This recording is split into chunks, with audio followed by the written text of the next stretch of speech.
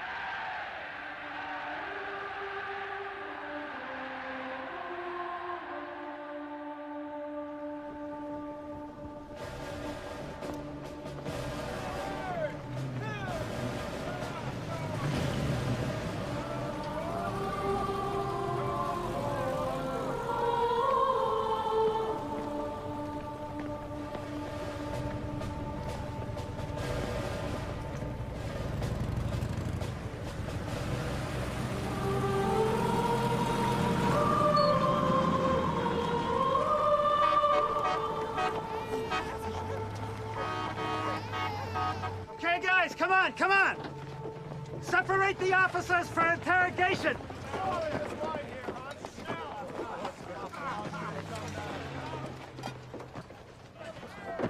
That's it! Come! This side!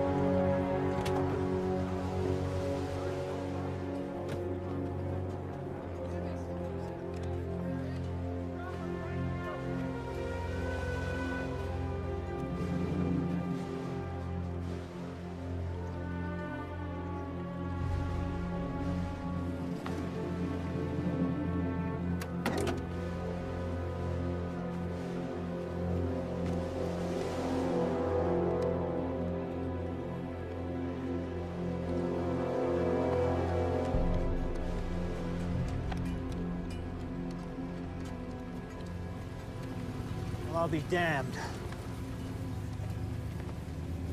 General Spatz, we meet at last. Reich Marshal Goering. My wife, my daughter. Your 8th Air Force has destroyed my beautiful Luftwaffe and leveled our beautiful cities. Even so, I prefer to surrender to a fellow airman.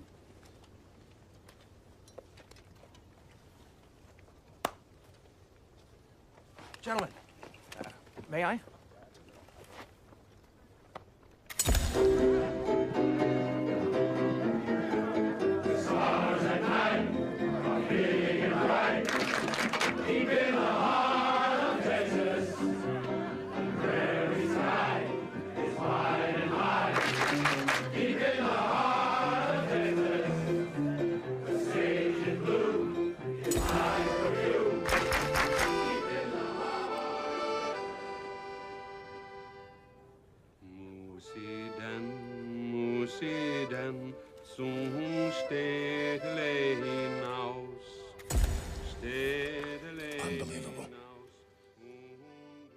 Unbelievable.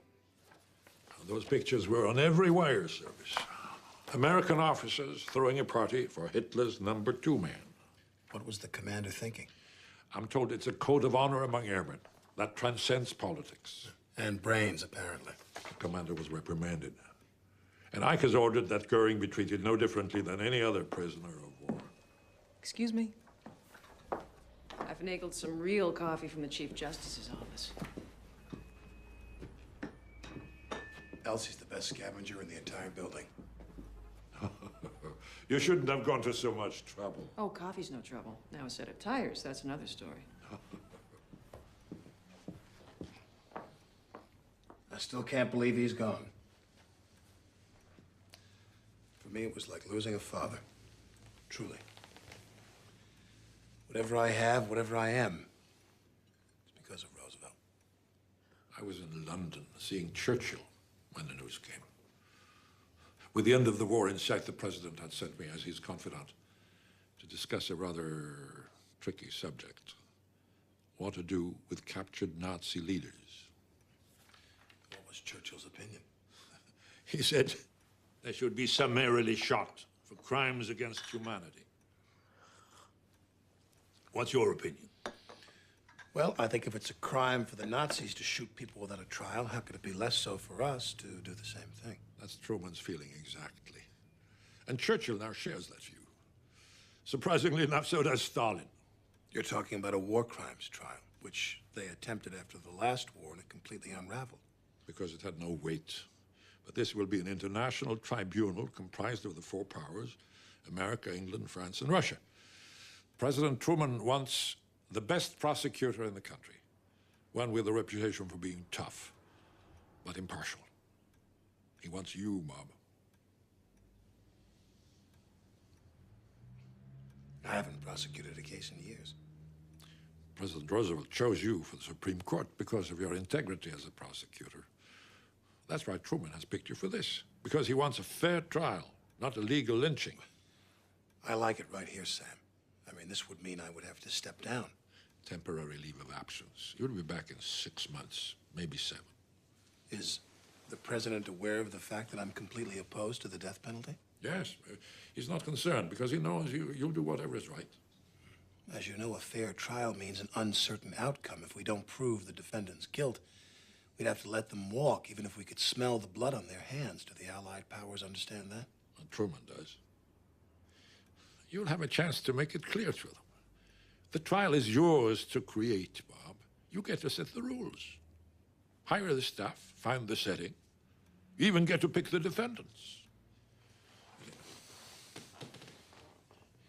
This trial could unravel, too, like the last attempt, if it is poorly planned, if it is unsound legally or morally.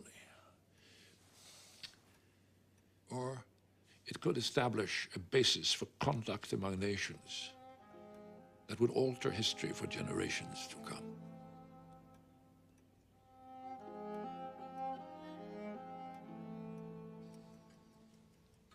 The trial will be held in Germany. That's what the defendants are, the evidence, witnesses. Are there any decent hotels still standing? I don't relish the idea of spending months on some dreary army base. Well, you won't have to worry about that. No wives allowed at Army's request. Bad for morale. You know, all those men over there for years without their... If you don't want me there, fine. I'll be downstairs whenever you're ready.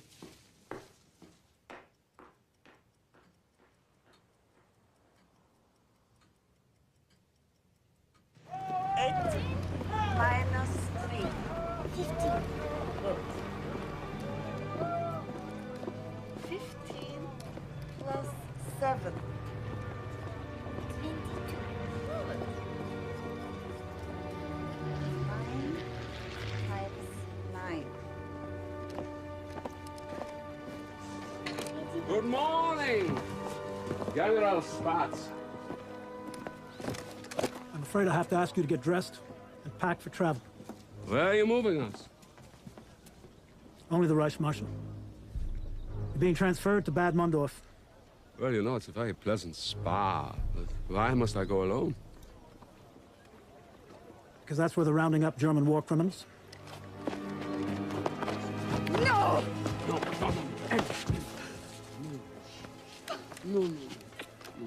I'm sorry about that. Get dressed, please. You must be brave. Very, very brave. Heather, you hear?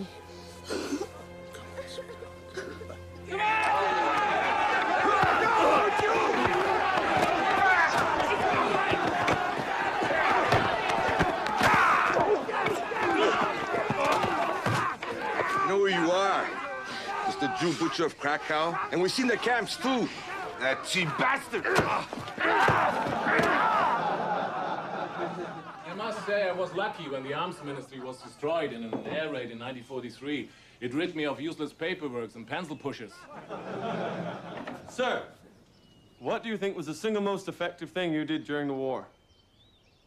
When Hitler appointed me his Minister of Armaments, I threw out the military chiefs and turned to the professionals, industrialists and engineers. Then I borrowed the ideas of Walter Rathenau, the great Jewish chief of the German economy during the last war. Standardization of parts, the division of labor, and the maximum use of the assembly line. Thank you, Dr. Speer. Gentlemen, we'll now break for lunch. Dr. Albert Speer. Obviously, you are under arrest for major war crimes.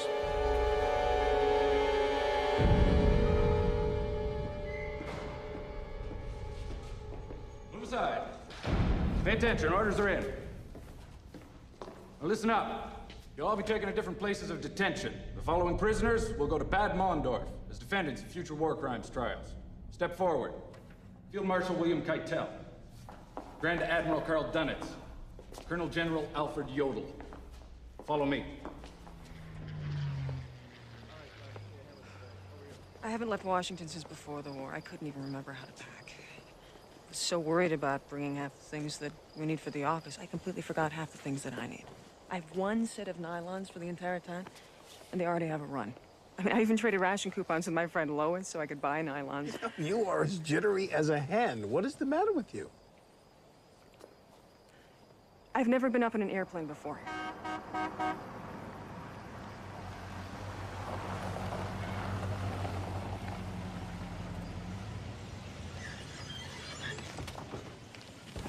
Morning, Robert. John? Bob? Tom? Robert. Good morning. Gentlemen, this is my Chief Secretary, Elsie Douglas. Elsie, this is Tom Dodd, who'll be Deputy Prosecutor. Well, it's nice to finally meet you, Miss Douglas. Pleasure. Colonel John Harlan Amon, who'll be Head of Interrogations. Miss Douglas. Colonel Telford Taylor, who'll be the liaison with the other prosecuting teams. Pleasure. All mine. And Colonel Robert Story, who'll be the head of our documents division. Pleased to meet you, ma'am. Colonel. Now that we're all here, let's go.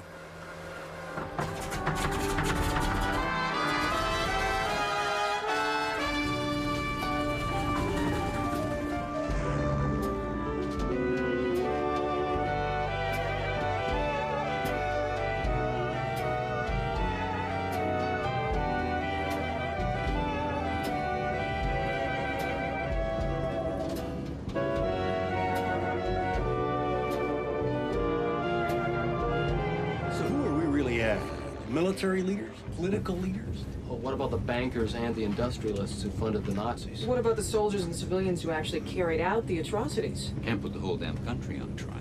But we do need to suggest the scope of the crimes. I want this trial to be the first of many. Well, then how about choosing a symbolic figurehead from each category? We cover the whole spectrum.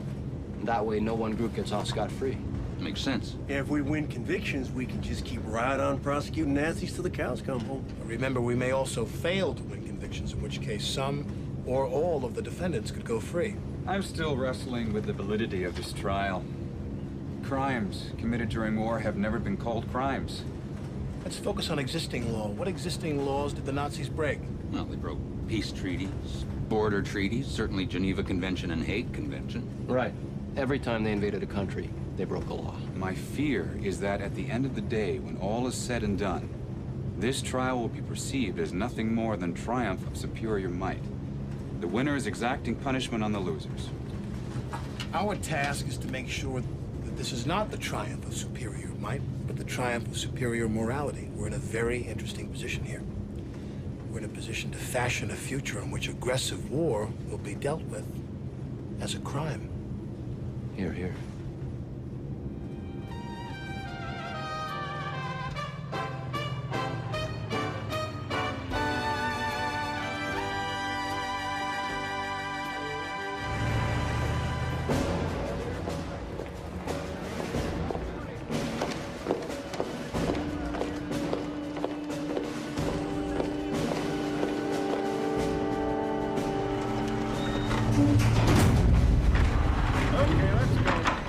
Let's go. Over there. Line up over there. Come on, let's go.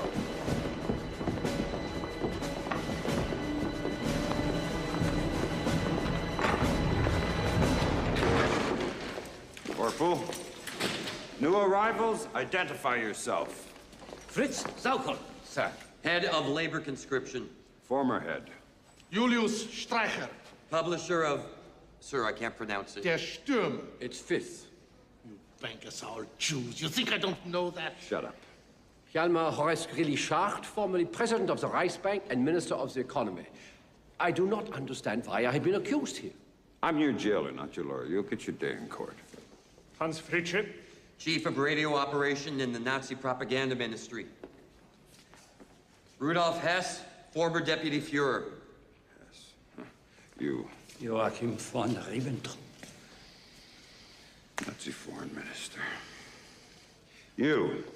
Colonel, this is Dr. Robert Lai, head of the German Labor Front. You're Albert Speer? Yes, sir. What's wrong with this man? His mind is not what it used to be. He's an old drunk. It finally caught up with him. I said shut up! Colonel, this man, Streicher, is a disgusting person. A pornographer and a Jew baiter. I do not wish to be out with him. We make no distinction. Colonel, I respectfully protest our arrest. We were only following orders, nothing more. As a fellow soldier, surely you must understand.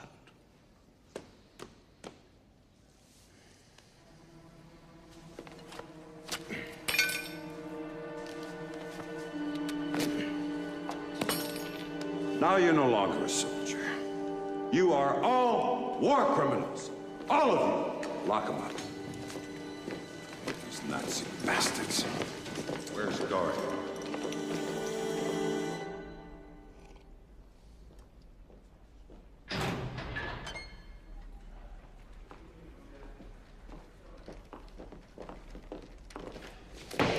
Reichsmarshal Hermann Goering, at your service, sir. You are in the United States Army stockade at Bad Mondorf. Did they tell you why you were here? Because we lost the war, and I assumed we shot or hanged. That's up to the court. I've heard of this court. Its opinion does not concern me. The opinion of the German people, that is what really matters. Is that so? It is so. History will show that everything I did was for the greater German Reich. There will be statues of Hermann Goering all over Germany in 50 years. Little statues, perhaps, but one in every home. You're as fat as a house. Starting right now, I'm putting you on a diet. You will be mentally and physically fit to stand trial.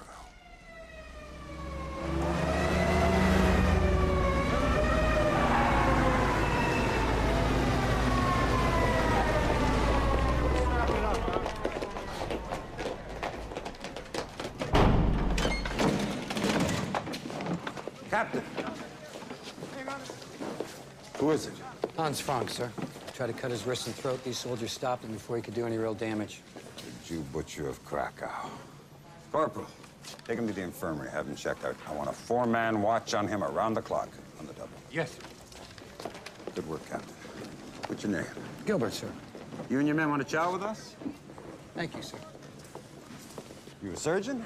Psychologist.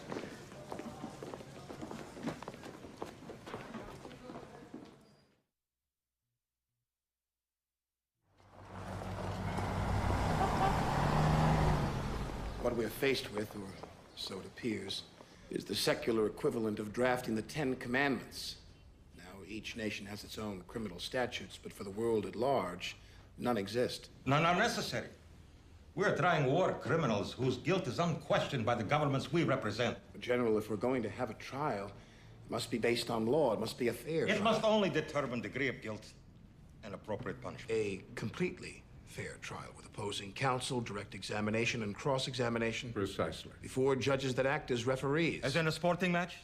Pain in the butt with the toy. That is not the way it is done in my country. No, in France, lawyers merely help the accused prepare a defense. They have little role in the court itself. In the United States, a defendant is entitled to his lawyer's most aggressive representation. Yes, as in Britain. You would allow a man such as Ernst Kaltenbrunner, responsible for the Gestapo, concentration camps, for killing millions of innocent people, to stand before a court of law and declare himself not guilty? That is precisely what we would allow. 20 million of my people were killed by these fascist criminals. Half of them civilians, killed without mercy. How many died in Washington this way, Mr. Justice Jackson?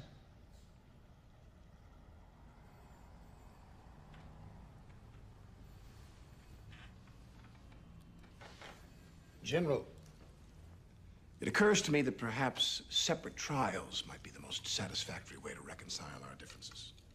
The United States and the British, along with the French if they choose, will conduct a trial with the Nazis that we currently have in captivity. Kaltenbrunner, Frank, Speer, Goering.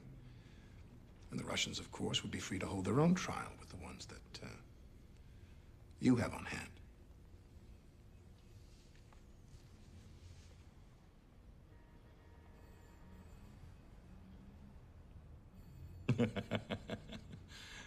There is no need to be so impulsive. We are, after all, allies. We must try to bridge our differences. Well, at least the prosecution's a unified group now, even if we did have to compromise with the French and let the judges be the jury. I must say, your neat little trump card turned Comrade General into a pussycat. Well, I didn't enjoy playing it. I didn't want to sandbag the poor guy. I would have preferred to convince him. Oh, your boy was quite convinced by your subtle reminder that we've got most of the big Nazi fish, while they only have a couple of minnows.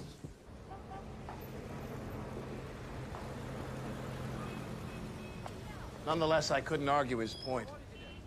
My country was spared the worst of it. No bombed-out cities, no slaughtered children. I couldn't begin to know. How is it you can look out on all of this and still want to guarantee these men a vigorous defense? I want to put National Socialism on trial, so they'll incriminate themselves. Besides, I don't ever want this to happen again. Well, there's no question you're the undisputed leader in all this. Today proved that. So when we finished our work here, you better go to Germany, find a place for the trial. If anything still exists, that is.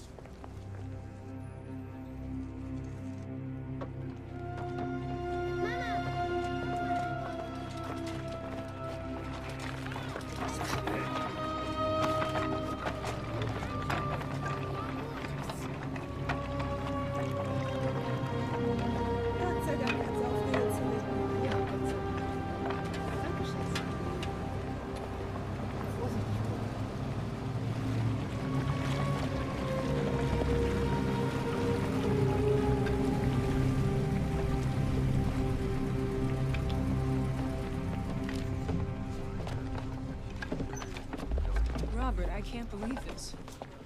When my brother came here as a college student, I still have the picture book he brought me. It was nothing like this. This isn't even the same city. There were medieval bridges and gingerbread houses. This was also the site of some of Hitler's biggest rallies. Nuremberg was the spiritual center of the Third Reich. General Clay, what are the odds, really, of finding the housing we'll need for the thousands of people that will be attending this trial? Army guarantees it. Parts of the city were untouched by the bombings. There's hundreds of fine houses, some vacant, others whose owners are desperate for money. What's that smell? There's still around 30,000 bodies trapped under the rubble. Ready? Yeah. Follow me.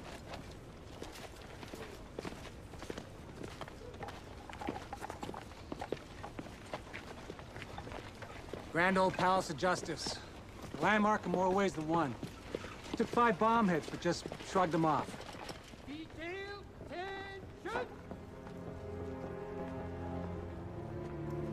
Courtroom's upstairs, offices, that whole wing there, and behind that wall, all the jail cells you'll need.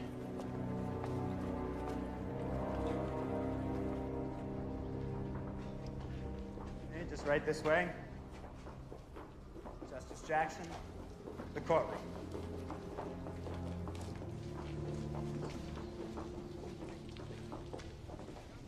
This is a mess. It'll take a lot of work. A lot of work. But it's doable. Bob?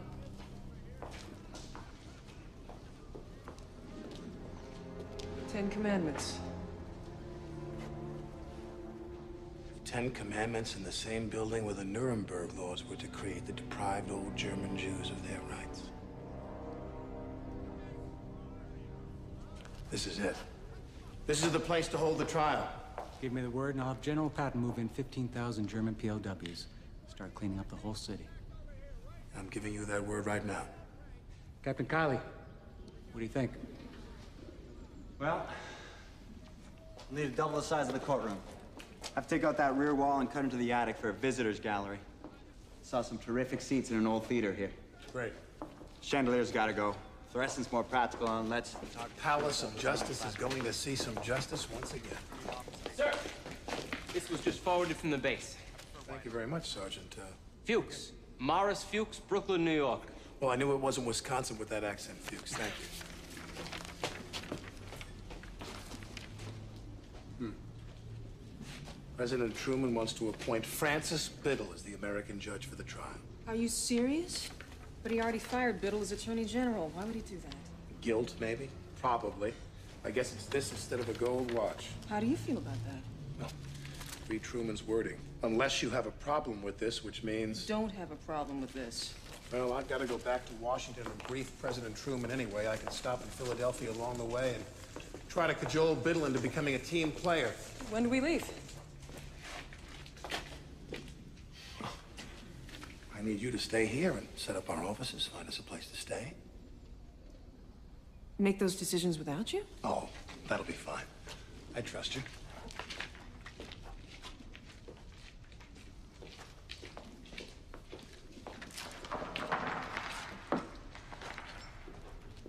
Bob? Bob? When your name is called, get your ass on the truck. Von Papen. Sure. When we board the plane, get a seat by the window, dear boy. It may be the last view we have of the fatherland. Alfred Jodl. Von Schirach. Olmar Schack.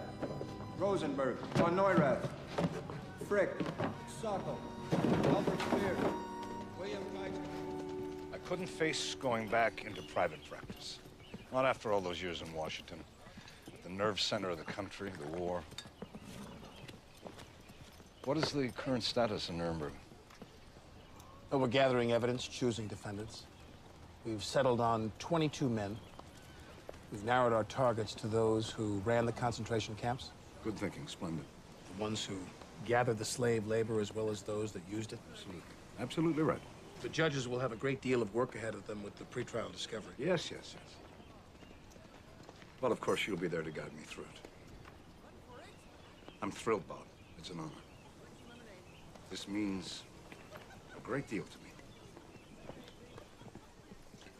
me. Am I safe in calling the president and telling him that you've signed off on me? That I'm approved as chief American judge? I'll arrange your flight this week.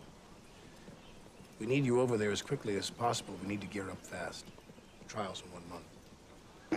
We'll have dessert in Nuremberg.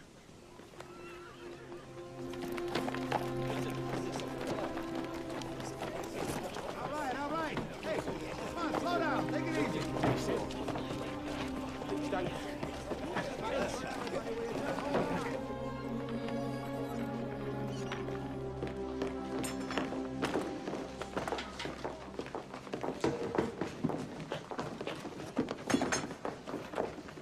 I've got to say, I find it a little unnerving walking past 300 German POWs carrying pickaxes. That's why you got a bodyguard. Just let one of them try and mess with you. You want the desk sideways? No, life from the side gives him a headache. Well, you really take good care of this guy. Well, that's my job. That's fine. Perfect. Oh, could you please find Captain Kiley? I want to know if the filing cabinets are ready. Sure thing.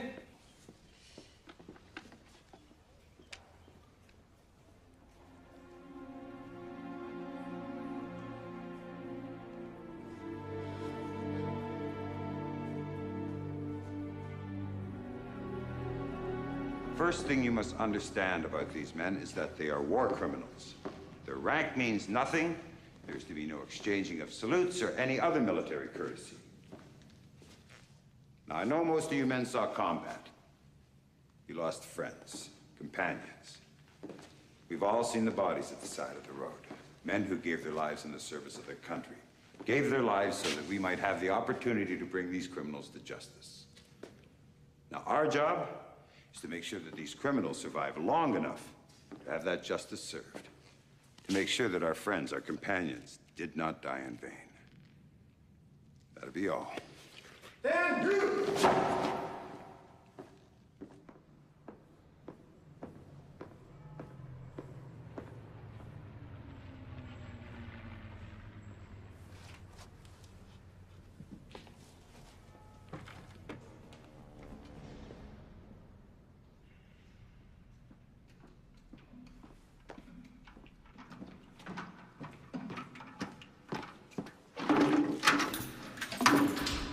On your feet.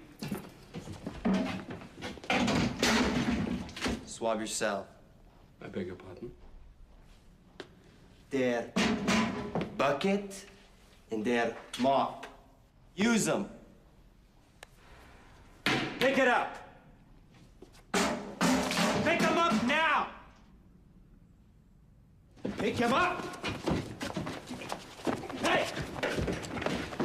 Lieutenant! Hey! With us! Back off! Easy, easy. Okay. Put him down. Easy. That's it. Easy. Okay.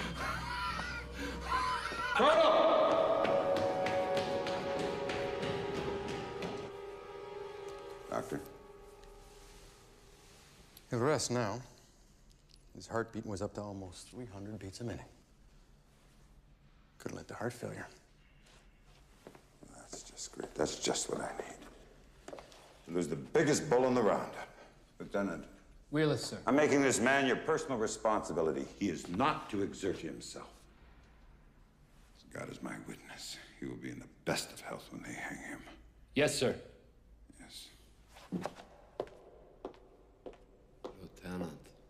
Lieutenant Zeres, with your permission, I shall call you Lieutenant. That's fine, sir. Good. Huh.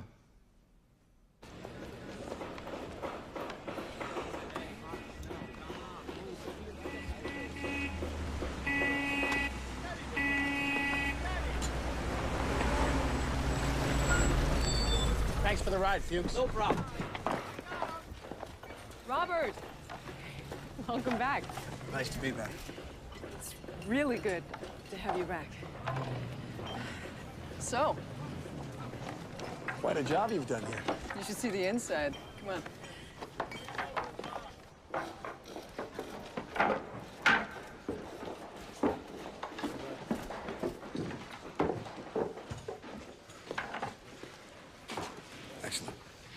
Excellent work. Captain, Kylie. What's your background, Kylie? Couple of architecture classes, never got a degree. Neither did I. Are you serious? You're a justice of the Supreme Court. You know, I practiced law for 20 years with only a single year of law school under my belt. Things were a lot easier back then. Shouldn't go around giving away your secrets. I won't tell if you won't tell. How are we making out with these gizmos for the simultaneous translation? IBM's sort of inventing the process as we go, sir, but we'll be ready for you. I promise. I don't doubt that. Excuse me.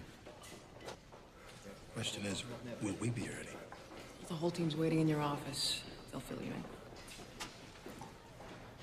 I missed you. I missed you, too. You know, when I was home, I couldn't find a phone number, I couldn't find a document. Well, now you won't have to worry about that. I'll take Gary. Should be fun. Tom, I'd like you to do Spear. My pleasure. I'd also like you to take on Shurrock and Funk. Good. Are the indictments ready to be served? Yeah. I say we hold off until the last possible moment. Until they're indicted, we get to treat them like POWs. We can interrogate them all day long. Once they're indicted... Once they're indicted, they're entitled to have their lawyers present. Fellas, this is going to be a fair trial. A Let's serve those indictments as soon as possible. If the British deliver the indictments, wouldn't be right for us to hog the whole show now. What if the defendants want Nazi lawyers? Oh, hell no. What kind of crazy example would that set? Free speech? For crying out loud, boys. Nazis defending Nazis when they ought to be on trial themselves. And we're gonna pay them? I can't help wondering what these fellows would do if the situation was reversed and they had us on trial. Well, we don't have to answer that question in this room right now. The judges will be here in 1 week. We'll let them decide. Would you excuse me for one moment? This just arrived from Bill. He's decided not to fly. He's coming over on the Queen Elizabeth. He'll be here in 3 weeks.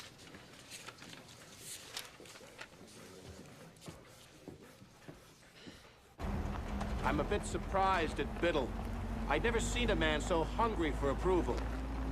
Well, yeah, but then you approved him, Bob. I did learn a lesson there, didn't I?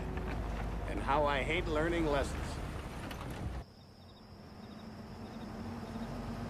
Don't you think this is a little bit excessive? I got it for a really good price.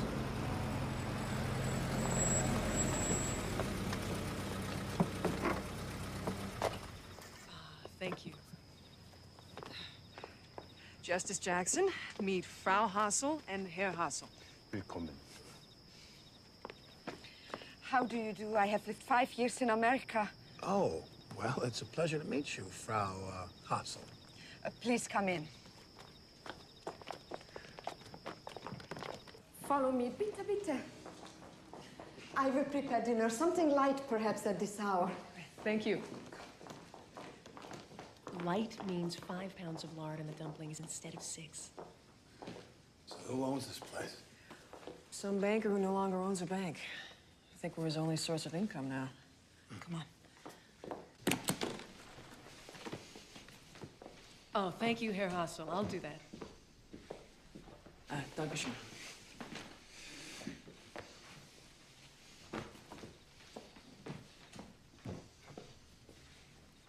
So where is your room? Upstairs.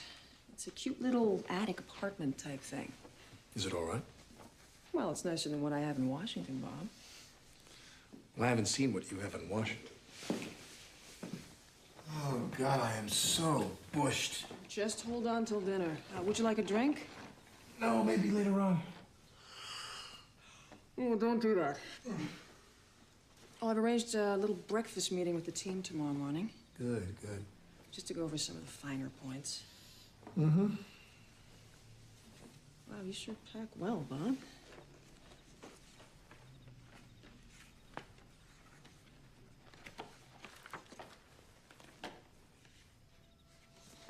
Aw, Bob.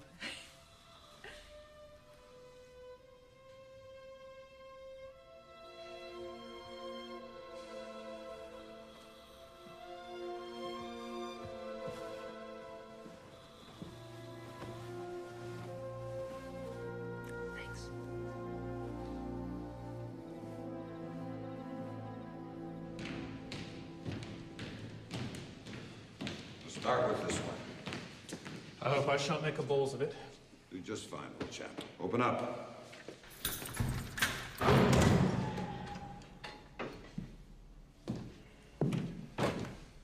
Good morning. I am Major Neve. I'm the officer appointed by the International Military Tribunal to serve upon you. Wait. You're British? I am. Finally, a civilized man. Neve. Neve. What is your given name? Airy. Airy. Major Airy Neve. I have heard this name before. Airy, like the wind. Why would I have heard this name? I was captured, tortured by the Gestapo, and escaped twice. Ah, I see. You've earned your given name. I am the officer appointed by the International Military Tribunal to serve upon you a copy of the indictment in which you are named as defendant. I am also here to advise you as to your rights to counsel. I care nothing for lawyers. You can find one for me, Major Airy of the Wind. We're men of culture. We both know the truth. The victors will always be the judges. The vanquished, always the accused. Yes?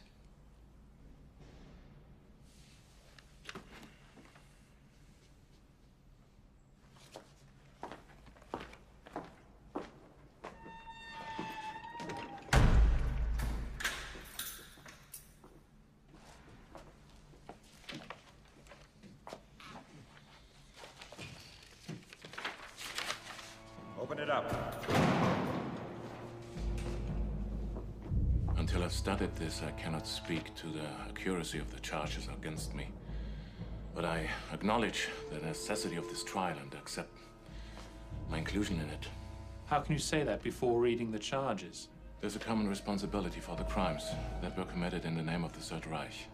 No one is blameless, apart from the victims.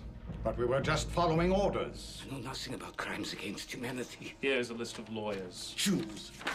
No, Jew names! I want to be defended by a German naval officer. I was a lawyer myself, full of ideals. Why don't you just shoot us now? Why don't you just shoot us now?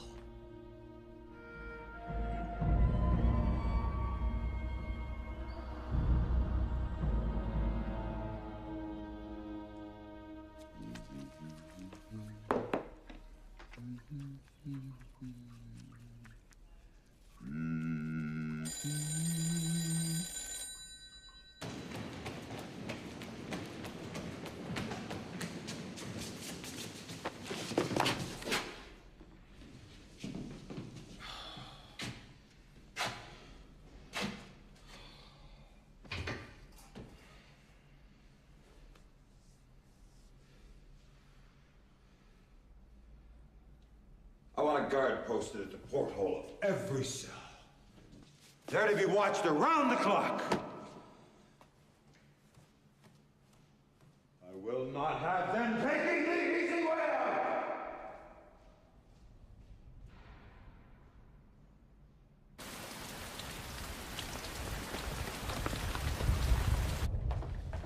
I need to pick up a document from the document room. I'll meet you in the office.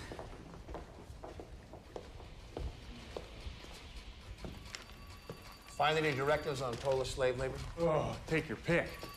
You know, there's something peculiar about the German character that makes them keep detailed records of every damn thing they do. It's downright perverse.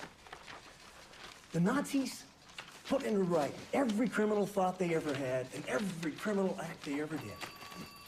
Right here in this room is enough evidence to hang half the country. I'll settle for 21 clean convictions. Yeah. I expect we'll be here quite late, Frau Russell. Don't worry about dinner. We'll manage on our own. Thank you. Get what you need? More than. I've arranged all your random notes for the opening statement into something less random. Legal, thematic, anecdotal, precedent, theory. You really are something, you know that? Well, when you decide what, let me know. Oh my God.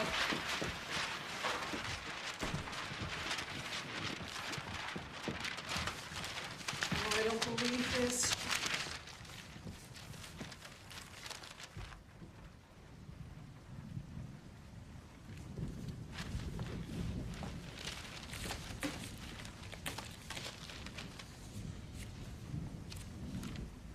I've noticed that this case has really inspired the orator in you. Well, I've tried to capture a tone, a mood for the entire case. A melancholy grandeur, if you will. Well, it's all here.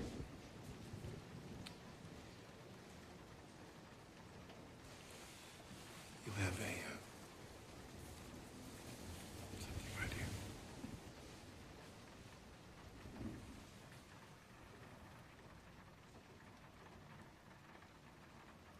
We only have 2 days left to finish the speech. Maybe you should start dictating. Right.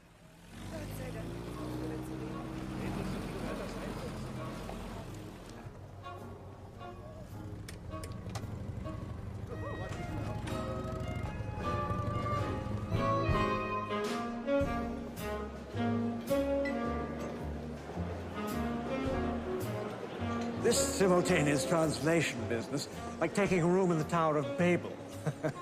And this I can assure you, whoever designed those electronic earmuffs... Earphones, Sir Geoffrey. Earphones. Whoever designed them did not try them over a barrister's wig. Well, not to worry, on you they'll be most becoming. To change my style a bit, I think. Who's that over there? He's a psychologist. The Army transferred him over here to consult on the suicide risk of the prisoners.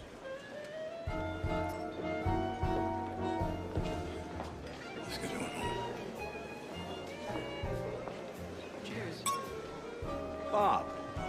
Now, Francis, I had arranged for a flight to pick you up. You were meant to be here 2 weeks ago. What happened? You developed a sudden craving for shuffleboard? I just needed a little time to get myself up to speed. I worked the whole way over. I'm fully prepared now. Any of my colleagues here, I'd like to meet them. Perhaps later on. I need to talk to you about something. You must take some vodka. No, thank you. Oh, you must try some. It makes it very strong. Oh. But we do it all the time in You Russia. can't mix it. Oh, we do in Russia all the time. Not in France. Oh. Thank you. Thank you. Okay. Look at this, Bob.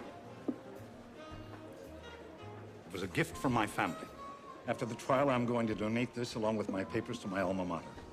I think future generations... Francis, on the subject of who will serve as president of the court, the British are prepared to support you, but... Yes? But it's not in the best interest of the trial. The Americans are far too dominant in this thing already. The trial must be viewed as a joint effort. I really do have the qualifications. I know you do. If not me, then who? Sir Geoffrey Lawrence. The British share our sensibilities, and it's a hell of a lot better than having Devab or God knows Nikitchenko. I think I can sell the French on this idea, too. Everyone back home assumes that I will be head of the court. Francis, your role here will be of incredible importance. This is probably the last appointment of my career, Bob. This is how I'm going out. With great honor. Francis, you will be capping your career with great honor.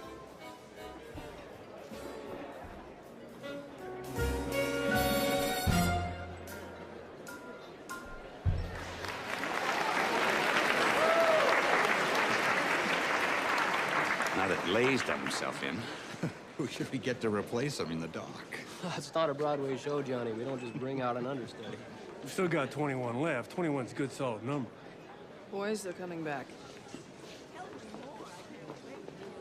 Ooh, Biddle doesn't look too happy. Well, can you blame him? Gentlemen, if I may, I'd like to introduce Judge Francis Biddle.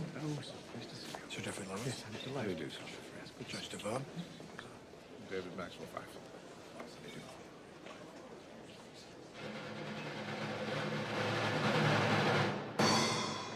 Ladies and gentlemen, please, a salute to my colleagues in the law.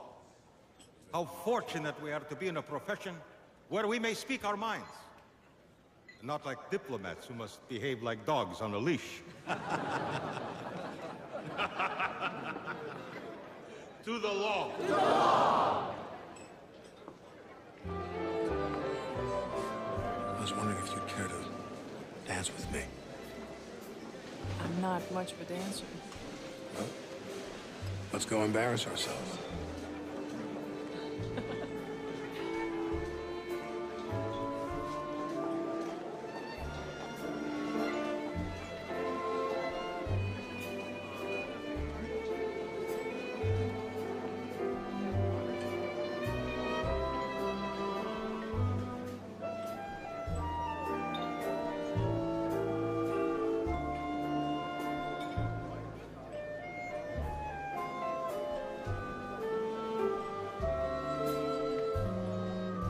In my opinion, head shrinking has no place in this man's army. But you've been assigned to me, Captain, and I plan to make full use of you. You're going to help me make sure I don't lose any more of my prisoners. Well, from what I already know of your setup here, Colonel, I can safely say that you've created the perfect suicide ward. What are you talking about? These men have nothing to do all day but sit around and think about their fate. Well, they should think about it. If you want to keep them alive and sane, you need to keep them occupied, both mentally and physically. Small library, for instance. Library? A library would make all the difference in the world. So would an exercise yard. Well, I had something quite different in mind. I thought I might put you in their life. Give them somebody to talk to, open up with. I'm sure they'll jump at the chance to jibber-jabber with somebody as bright and enthusiastic as yourself. They'll tell you what they're thinking, what they're planning. And you report everything you hear to me. Colonel. I don't want to hear anything about morals and ethics, Captain. These men are prisoners, criminals, not patients. That's the deal, Captain. Take it or leave it. The library and the exercise yard, sir. You got it.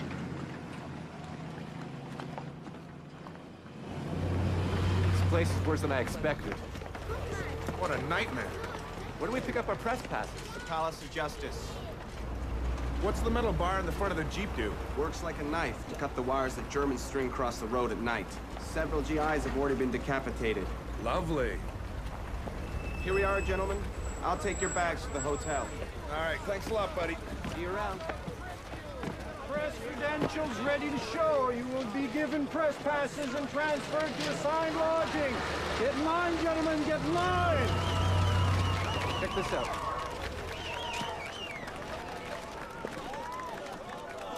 Vita, nice and tight, yes, please.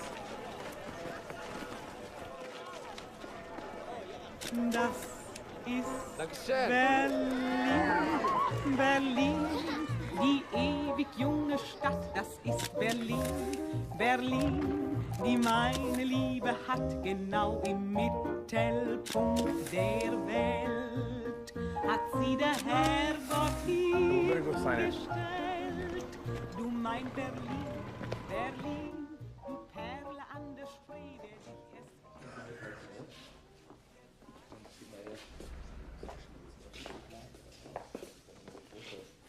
Rudolph, you put it on the wrong foot.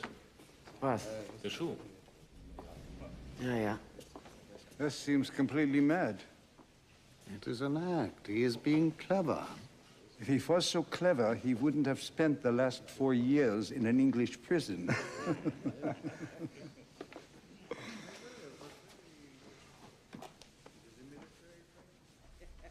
I turned my diaries over to the Americans, voluntarily.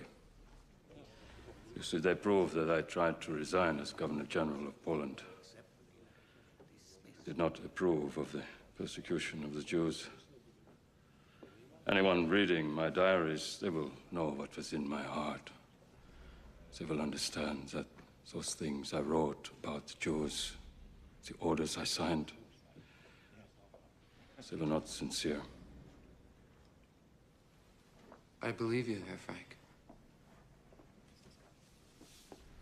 And yet, you did do those things. How do you explain it? I don't mean legally. I'm not a lawyer or a judge.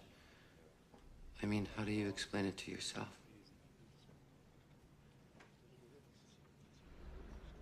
I don't know.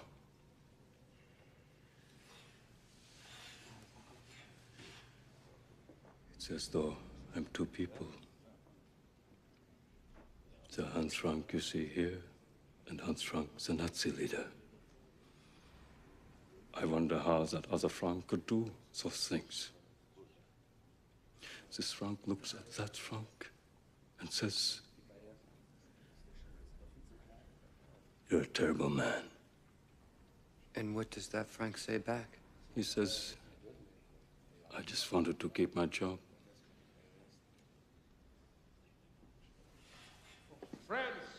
Friends, when we begin this grotesque farce tomorrow, my friends, never forget that we are here for one reason, and one reason only. We lost the war. But someday, a grateful German nation will honor our legacy. Doctor, what do you have? You have one German. You have a fine man. 2 Germans, a Bund. 3 Germans, a war. Are you really in such a good mood, Herr Goering? Or is this your way of handling fear?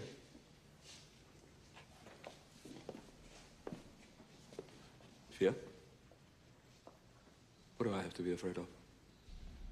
I've ordered hundreds and thousands of men into battle, knowing full well that not many will return. Why should I, their leader, tremble when called upon to face the enemy? I know that I am a condemned man. That is of no consequence. There is still work to be done. And mark my words, it will be done.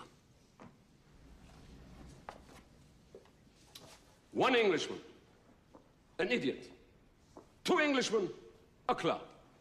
3 Englishmen, an empire.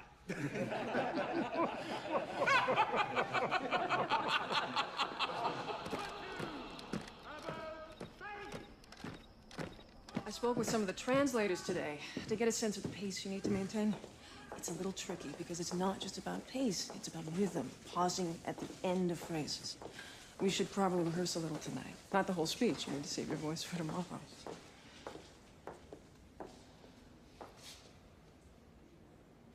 This is unbelievable.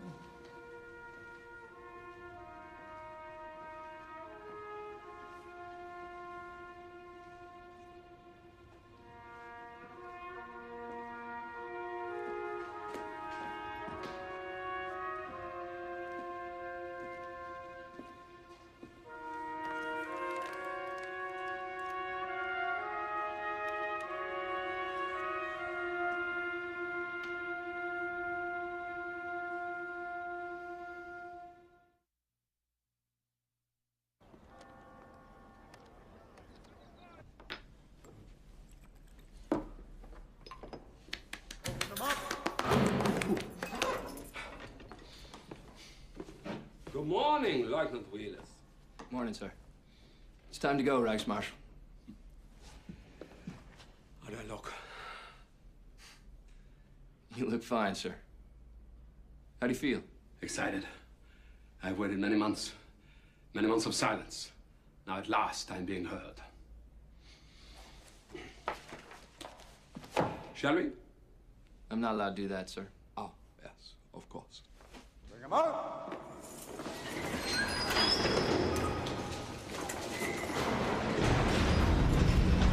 Puff him up!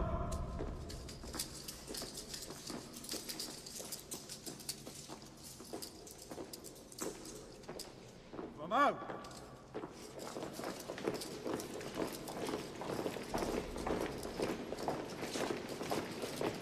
All right, Sergeant. Search the cells.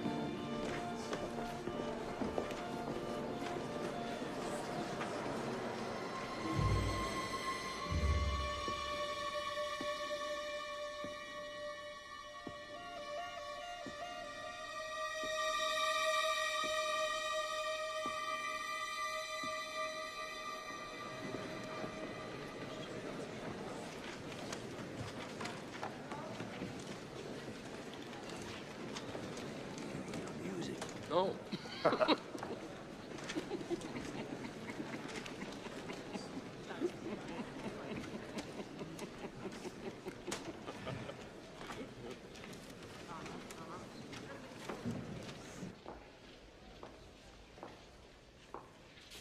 Sir Geoffrey,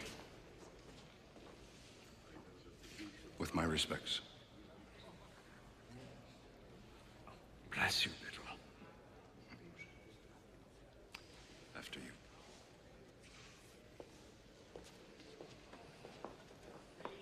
All rise.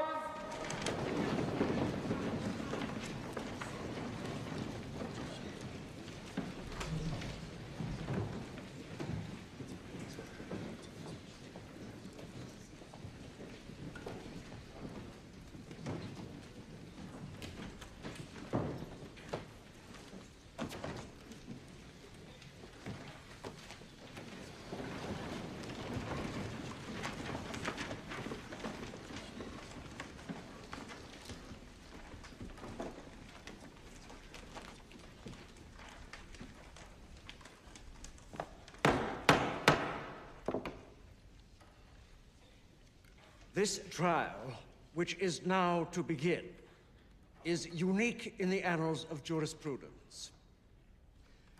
The defendants, all having been served with copies of the indictments, are now to enter their pleas. Hermann Goering. I have a statement which I'll now read to the court. The defendants are not to make a speech. They are only to enter a plea. I declare myself, in the sense of the indictment, nicht schuldig, not guilty. Rudolf Hess. Nein.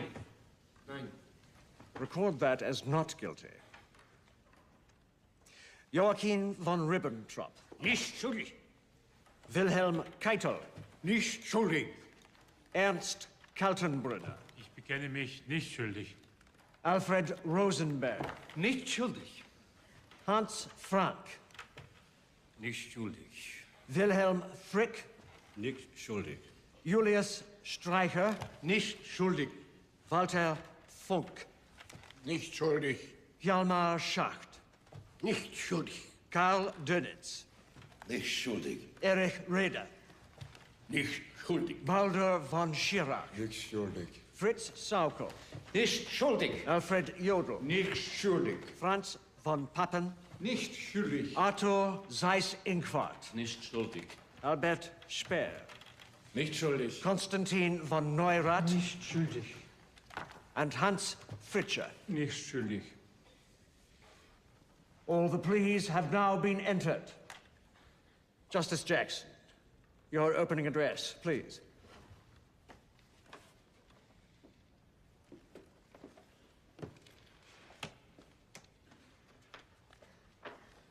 May it please your honors.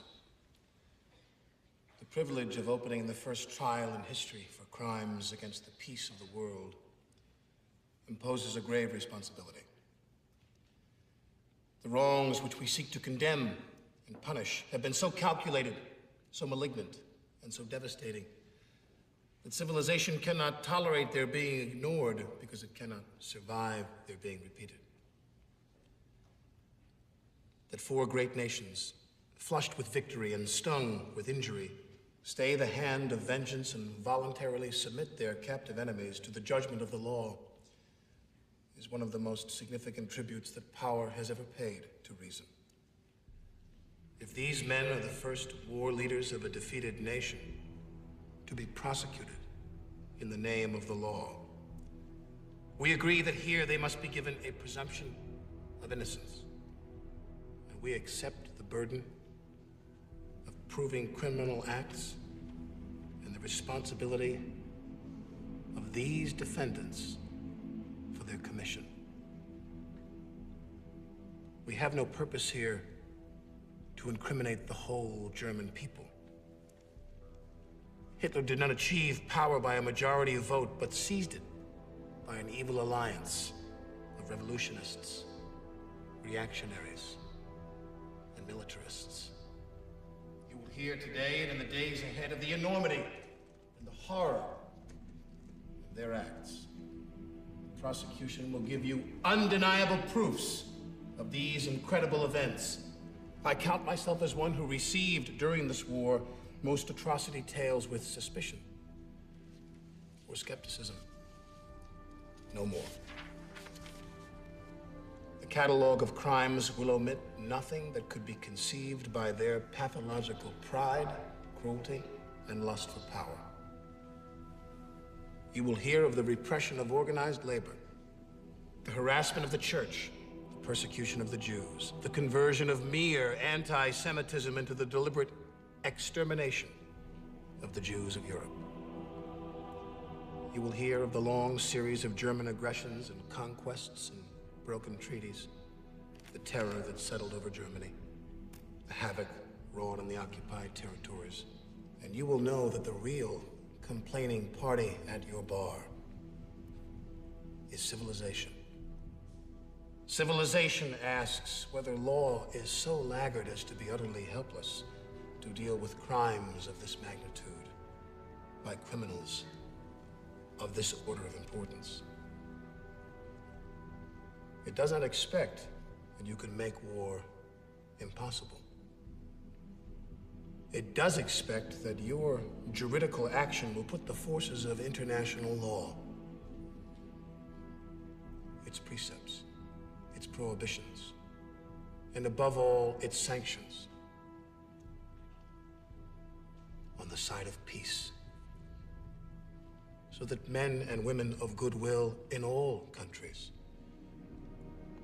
may have leave to live by no man's leave, underneath the law.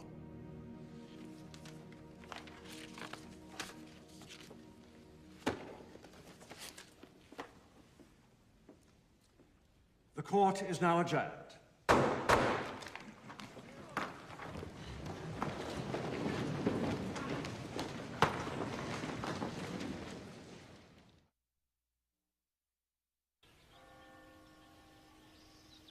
Jackson's speech, pedantic.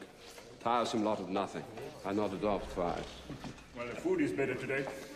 You think they'll feed us like this every day? They always feed you well before they hang you. Yeah, that's so true. They can't hang us. We're soldiers. They have to shoot us. Please, stop this talk. We must concentrate on our defense. If you're not going to eat, Frank, give it to me. It's a crime to have such good food. Look what they have done to your beautiful city. Nuremberg is not mine. But it was. Was anything ever more extraordinary than the Parteitagen you stage here every September? The night skies would light up like a bonfire as we carried our torches through the streets, 250,000 of us on the way to the Zeppelin fields. I remember standing there for hours, basking in the radiance of the FEORE. And then I would take a group of my Hitlerjungen to the river, where we'd bathe together. We had to cool off from the fires that were burning within us. But now that just seems like a dream. A strange, wonderful, frightening dream. It was not a dream. It was a nightmare. Of our own making, and it's time to wake up from it. The look in Hitler's eyes was not radiance. It was madness.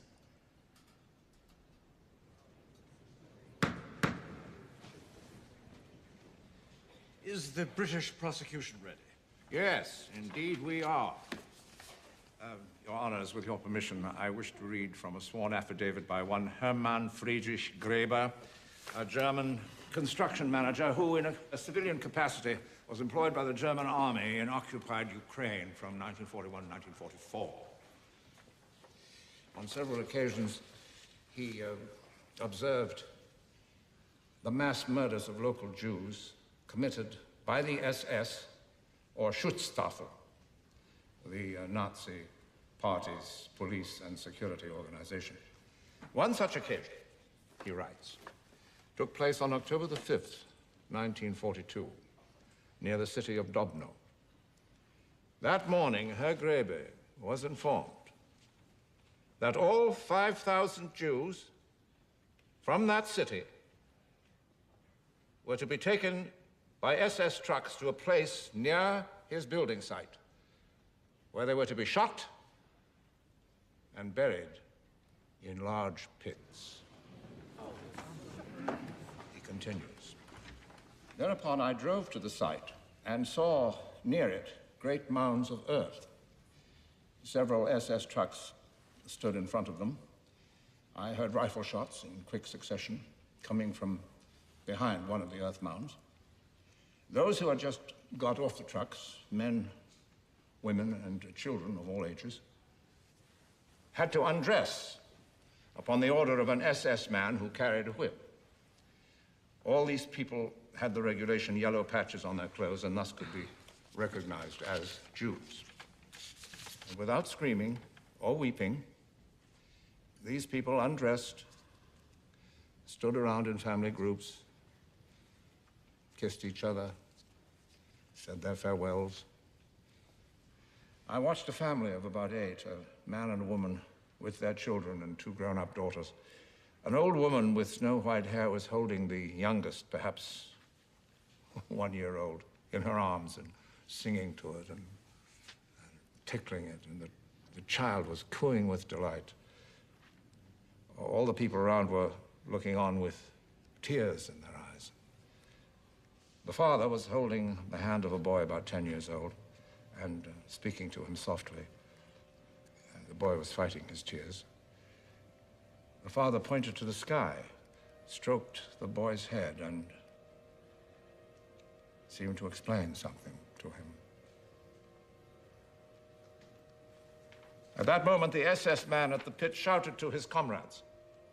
The latter counted off about 30 persons and instructed them to go behind the earthmound. Among them was the family that I have mentioned. I well remember a girl, slim and with black hair, who, as she passed close to me, pointed to herself and said, 23. I then walked around the mound and found myself confronted by an enormous grave. People were closely wedged together and lying on top of each other so that only their heads were visible. Nearly all had blood running over their shoulders. Some of the people shot were still moving. Some were lifting their arms and turning their heads to show that they were still alive. The pit was at least 2/3 full. I estimated that it already contained about 1,000 humans. The victims, completely naked, went down some steps which were cut out of the clay wall of the pit and clambered over the heads of the people lying there to the place where the SS man had directed them. They lay down in front of the dead or injured. Some caressed those who were still alive and spoke to them in low voices. Then I heard a series of shots. I looked back into the pit and saw that the bodies were twitching, and the heads, lying already motionless, were on top of the bodies that lay beneath them. When I walked back around the mound, I noticed another truckload which had just arrived. This time it included the sick and the infirm. An old, very thin, very frail woman, with terribly thin legs, was undressed by the others who were already naked, while two people held her up. The woman was obviously paralyzed. The naked people carried the old woman around the mound and the shooting continued.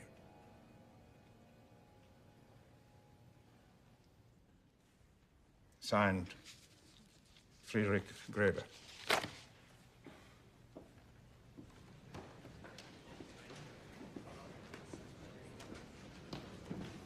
Did any of you ever hear of this Gräber?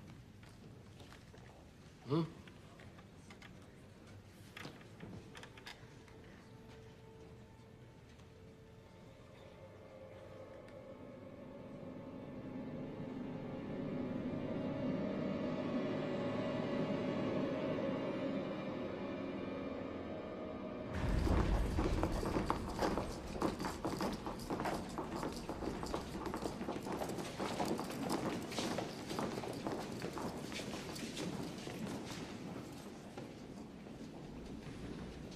Rough day, Mychèle? On the contrary, we had an excellent lunch, nice view of the city. And in the courtroom, we had the best seats in the house. Cuffs off! They go on about this Gräber person. It doesn't concern us. We were not even mentioned. You must have very little evidence against us.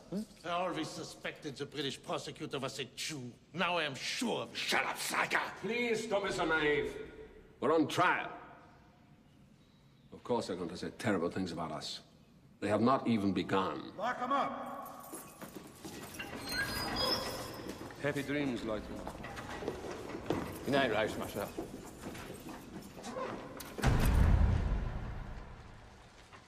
Your Honors, I would like to read into the record document 294 PS, which describes manpower initiatives and how they were directed. Mr. Justice Jackson, you have already read into record 8 nearly identical documents on this subject.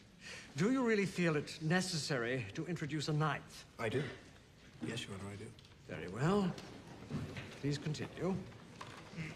Document 294 PS begins as follows.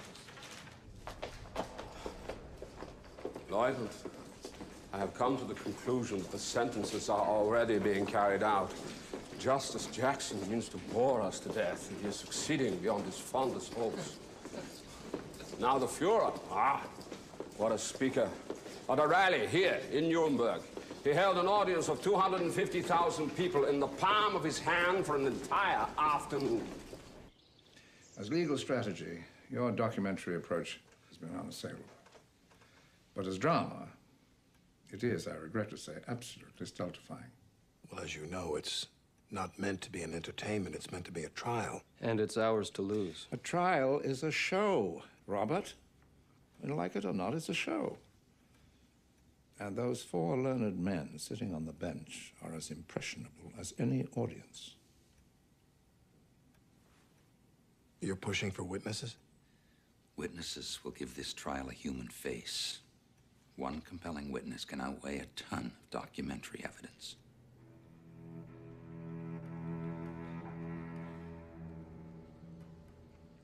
Mr. Petcheleg, while you were imprisoned at Dachau, were you at one time asked to participate in a medical experiment? Yes. And the Nazi doctor who supervised that experiment, Dr. Rascher, did he ever explain to you its purpose? He said the Luftwaffe had a problem, that its pilots shot down over the North Sea often survived the crash into freezing waters, only to die later after being rescued. The purpose of the experiment was to prevent these deaths. And what experiment did he devise?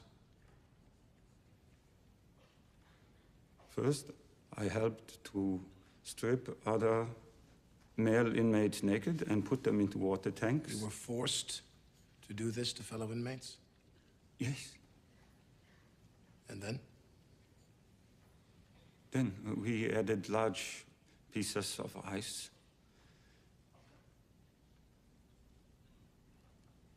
We put thermometers into their rectums to make sure the men were freezing. Then some of them we plunged into hot water, others in warm water, others we put next to naked female inmates so the doctor could learn which method would best revive them.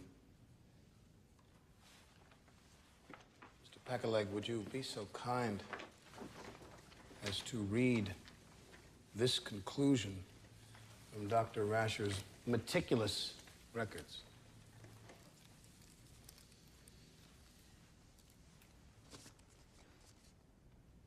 Rapid rewarming was in all cases preferable to slow rewarming because after removal from the cold water, the body temperature continued to drop rapidly. Rewarming by animal warmth was too slow. Thank you.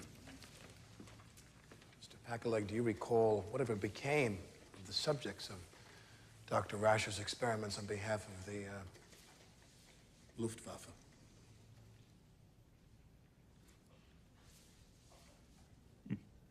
Most of them went into convulsions and died.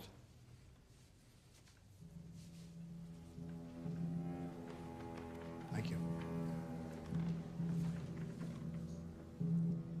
In 1942, I was arrested, interrogated, and then ordered to sign a false confession. I refused. The German officer threatened me. I told him, I'm not afraid of being shot. He said, we have means at our disposal that are far worse than being shot. Please continue, madame. Soon afterwards, I found myself packed with 230 other French women in a SEAL train on our way to Auschwitz. A SEAL train? No food, no water, nothing. At Auschwitz, the trains ran almost all the way to the gas chamber. They unsealed the cars, and the soldiers let everyone out. I saw men, women, children, old couples forced apart from each other. mothers made to abandon their children. None were aware of the fate that awaited them. Those selected for the gas chamber were immediately driven to a red brick building. I saw my friend, Annette, on that truck. She called to me. Think of my little boy if you ever get back to France. Then she put her arms around another Frenchwoman, and they began singing La Marseillaise. One night, we were awakened by horrible cries. The next day, we learned that the Nazis had run out of gas, and the children had been thrown into the furnaces alive. Of the 230 women on that train, how many returned from Auschwitz? 49. Thank you, madam. You're excused.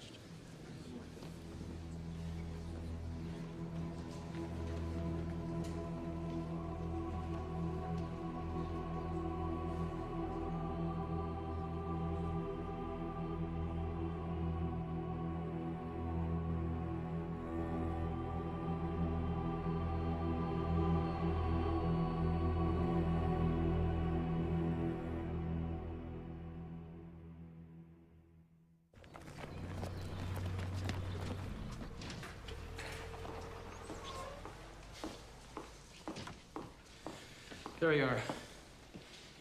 The film came in late last night, and I was up until dawn watching it.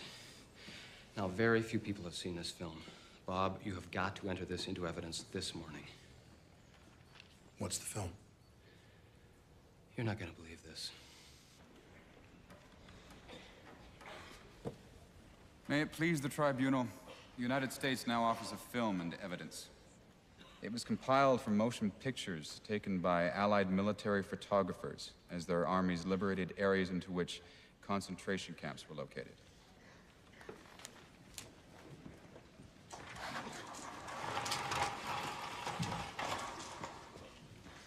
Go.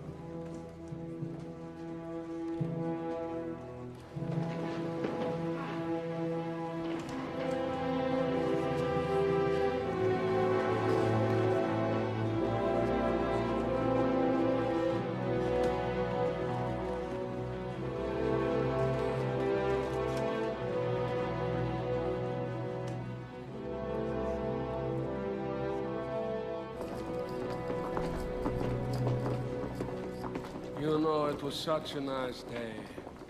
Laughing, joking.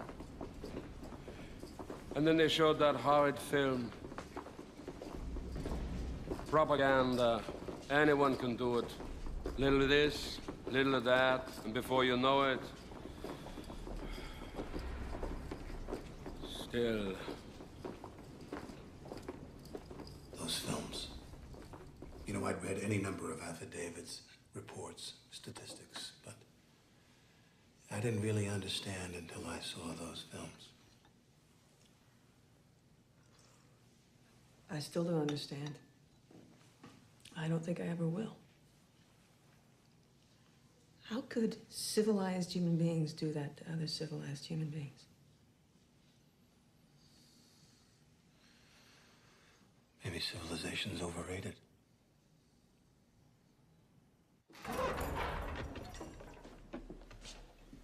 Good night, Leute.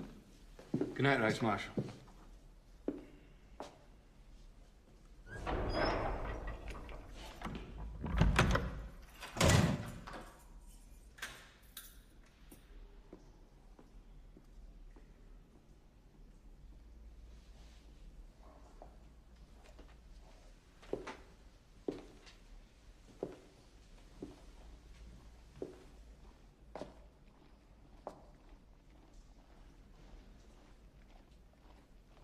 Wenn wir marschieren, sind wir zum deutschen Tor hinaus. Schwarzbraunes Mädel, du bleibst zu Haus sein, darum Mädel, Mädel, wink, wink, wink. Unter einer grünen Lierlind sitzt ein kleiner Fink, Fink, Fink. Ruft nur immer Mädel, Sie ist ein kleiner Fink, Fink, Fink, ruft nur immer Melodie. Der Wirt muss morgen, soll die Klappe kämpfig sein, sonst werden wir morgen beim anderen ein darum Mädel, Mädel, Fink, Fink, Fink, unter eine grüne Lied. Sie ist ein kleiner Fink, Fink, Fink, ruft nur immer Melodie. Sie ist ein kleiner Fink, Fink, Fink, ruft nur immer Melodie.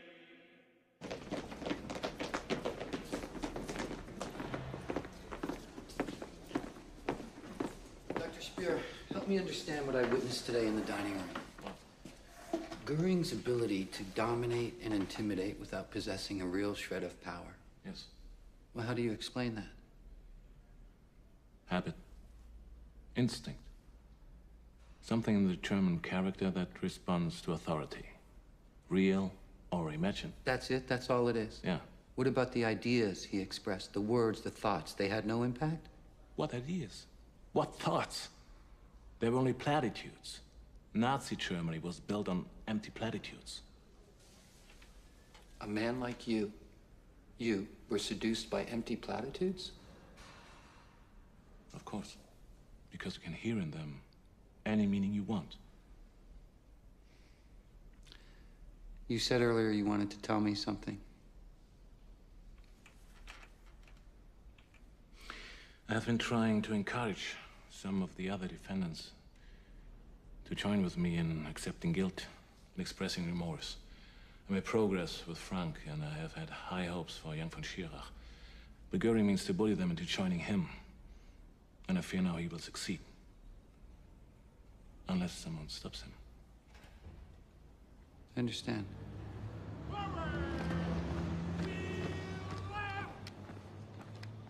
All right.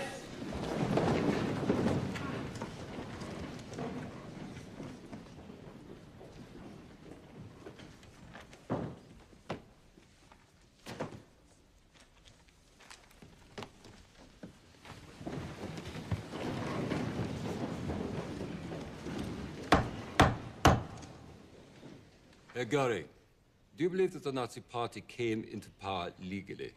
I do. And I'm happy to explain in detail the history of those first elections. But I will add that once we came to power, we were determined to hold on to it under all circumstances. We did not want to leave this any longer to chance, to elections, and to parliamentary majorities. It had always been our plan, once we came to power, that we would eliminate the Reichstag, dissolve the regional parliaments, end individual rights. Where did the idea come from to combine the ceremonial head of state and the head of government in one person? Adolf Hitler. That's quite simple. We took our example from the similar dual roles of the President of the United States. And the idea for concentration camps? The idea was mine. It was a question of removing danger.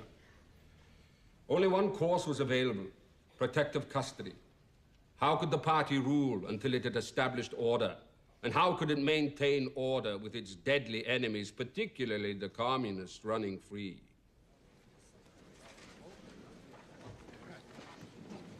No further questions.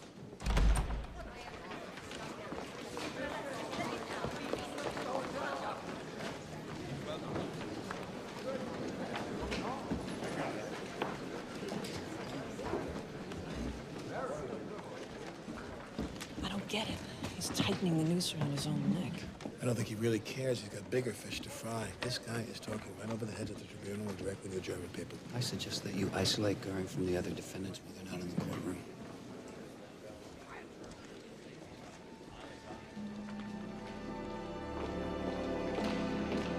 Open it up. I don't understand. Why are you doing this? Inside.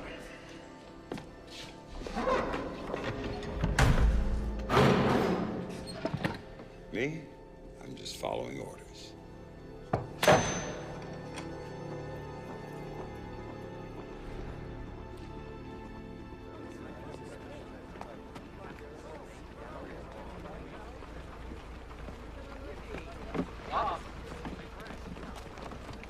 Joint cross. Hit Goering quick and hard. Put him on the defensive right away. Never let him breathe. I see no point in that at all. He's blatantly incriminating himself. All I need do is ask direct questions and let him answer them. Be prepared with a tougher line of questioning, though. In case it's needed. Thank you. Sure. Why am I being punished like a schoolboy? Speer. Speer's behind this. He must have talked to Colonel Andrus, persuaded him into this line of action. How do you know it wasn't me? Why Dr. Speer? Is there some kind of rivalry between the two of you? He is ashamed of being a Nazi. I am not. He wishes to infect the others with his shame. You have no shame. The world has now seen proof of the horrors committed by Nazi Germany. You're comfortable defending every bit of it. I've seen so many horrors already. The carnage of the First War, thousands of my countrymen maimed, degraded, starved. No, my dear doctor. I am not an inhuman monster who has no regard for human life. These atrocities are not indifferent to me. You know, we are accused of so many appalling acts, it is hard to keep track. Did you try? My concern was war. And in war, each nation has its own selfish interest. You have to be practical. I am a practical man. And I'm a soldier. And a soldier's code is obedience. Obedience. This amuses him. Blind obedience without responsibility. Is there nobody in this country that will take responsibility for anything? Nobody who can say no? Take a look at every cell in this block. What do you see? Yes men. All the no men are 6 feet underground. What is this? You're not Jewish, are you?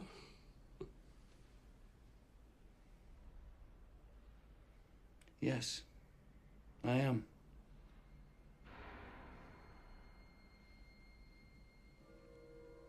I see.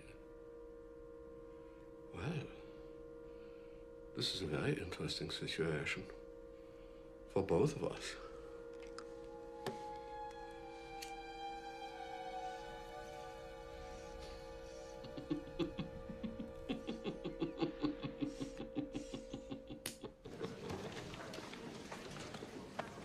Good luck, old boy. So, what's his plan? Come to Clume.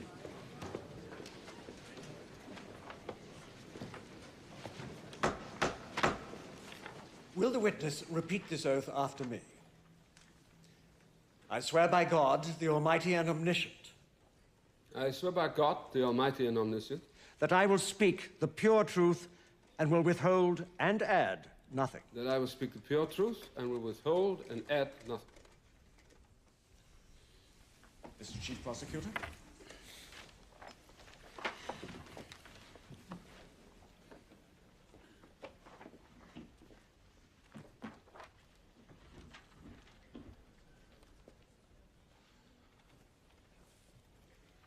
You are perhaps aware that you are the only living man who can expound to us the true purposes of the Nazi Party and the inner workings of its leadership.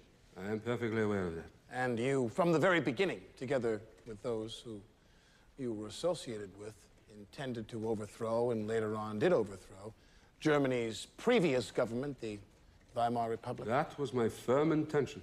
And upon coming to power, you immediately abolished parliamentary democratic government in Germany. We found it no longer to be necessary. Is it not true that people subsequently were thrown into concentration camps without recourse from the courts? You must distinguish between two categories. Those who had committed some kind of treason against the new state were naturally turned over to the courts. The others, whom one might expect such acts, but who had not yet committed them, such as the functionaries of the Communist Party, who were attacking us in the thousands. You've answered the question, thank you. I need to explain further. Well, you'll have the opportunity to explain further under re-examination from your own counsel.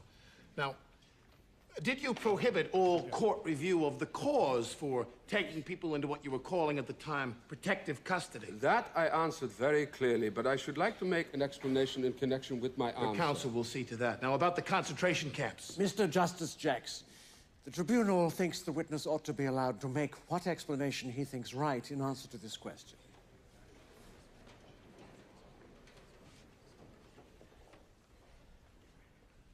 The tribunal thinks that you should be permitted to explain your answer now, and it will listen to that explanation. I want to say that I issued a decree that those who were turned over to the concentration camps should be informed after 24 hours of the reason and allowed an attorney after 48 hours. This by no means rescinded my order that a court review of these measures was not permitted. Now, by protective custody, you mean that you were taking people into custody who had not yet committed a crime, but you believed might quite possibly commit a crime in the future? Yes, just as extensive protective measures are being taken in Germany today on I didn't ask you about Germany today. Mr. Justice Jacks, this is poor preparation. The witness may finish his explanation.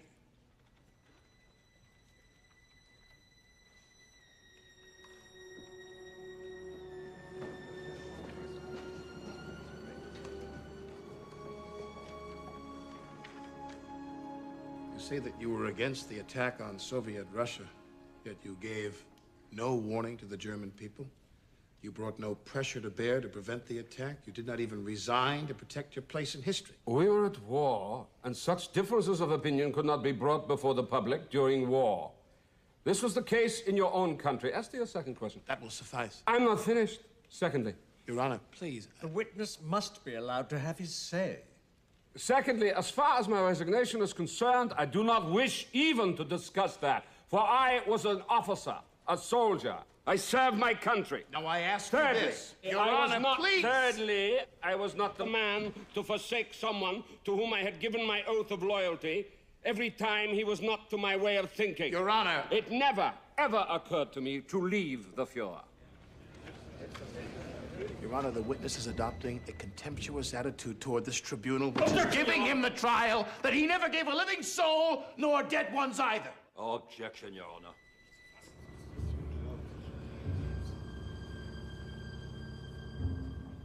I'm ready for the next question.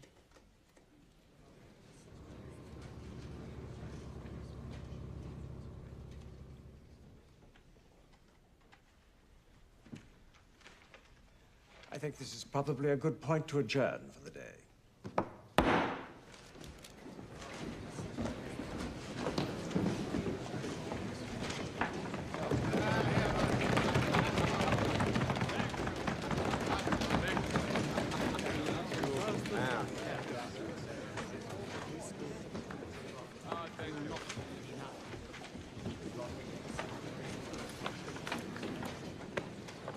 Tough calls from the bench.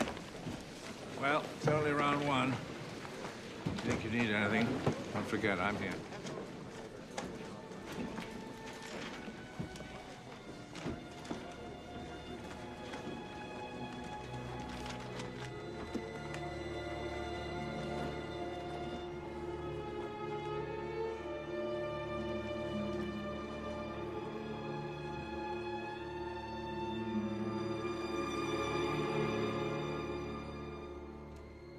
As the week ends, there's a consensus among all present that Hermann Goering now appears to be in control of the court.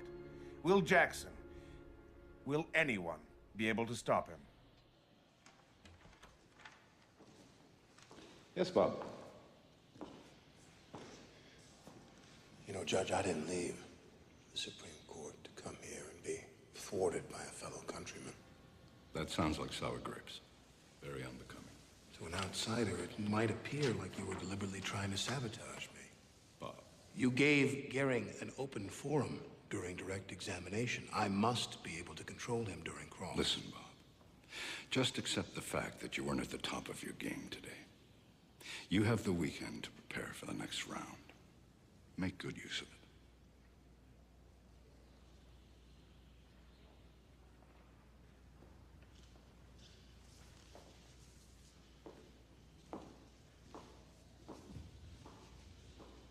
Da dee da dum, da dee dee dee dee dee, da da da dum, da dee da da, da dee da dum, da dee da da da dum, da dee da da da da da.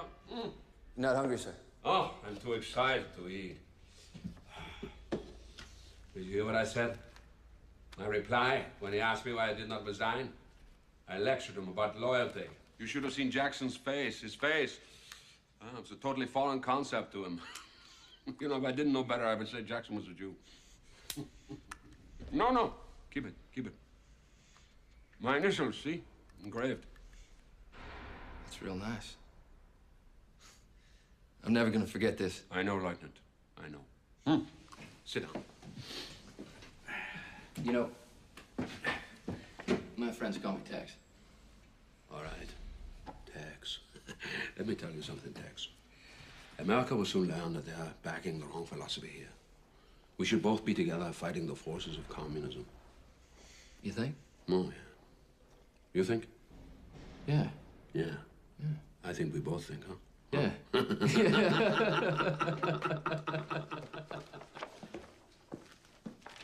I'd like to dictate a telegram.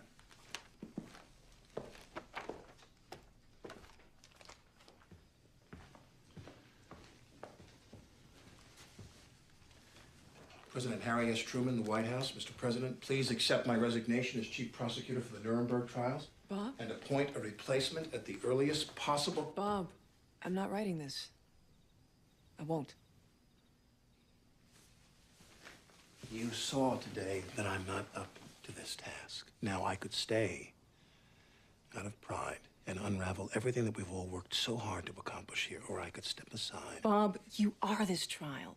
Everything it is, everything it represents is from inside you. Your thoughts, your values. I tasted failure today and realized what that would mean, not only to myself, but to everyone connected with this proceeding. The only way they can triumph over you is if their values are stronger than yours. If they believe in their ideals more than you believe in yours. Is that true, Bob? Does Hermann Goering actually believe in his ideals more than you believe in yours?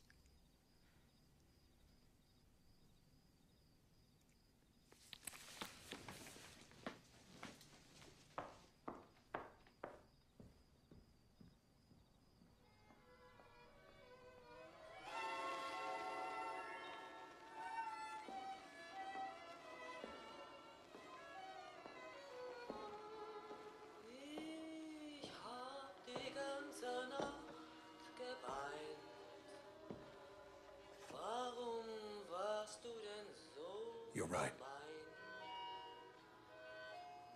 And thank you.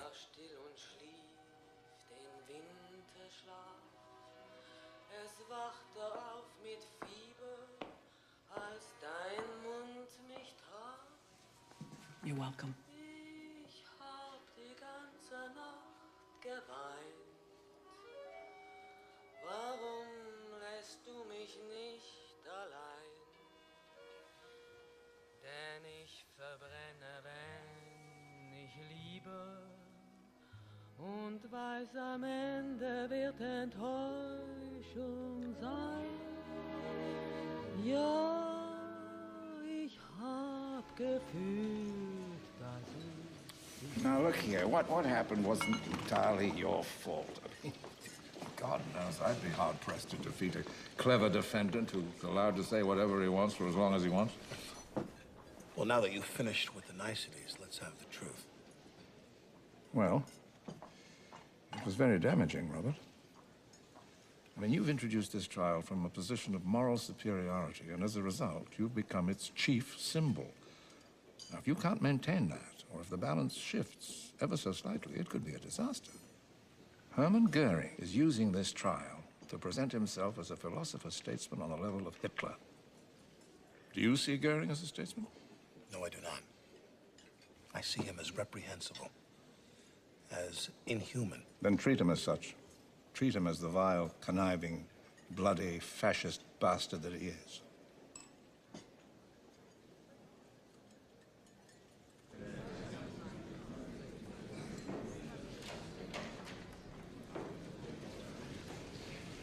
All right, where the hell is he? He'll be here.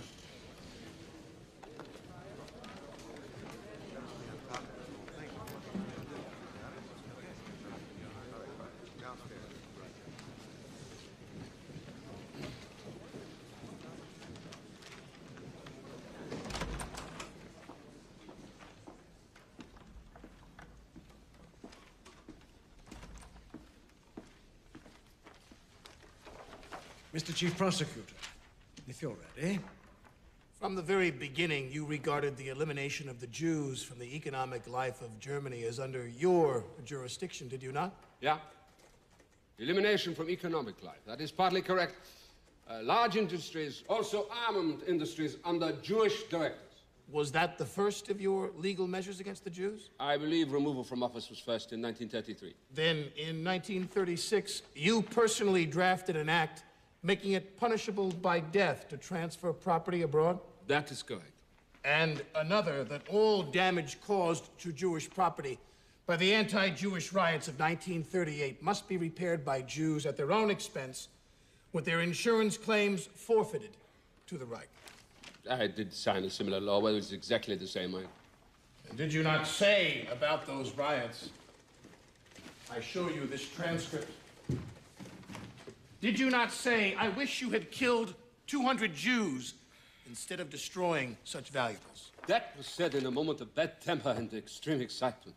Spontaneous sincerity, in other words.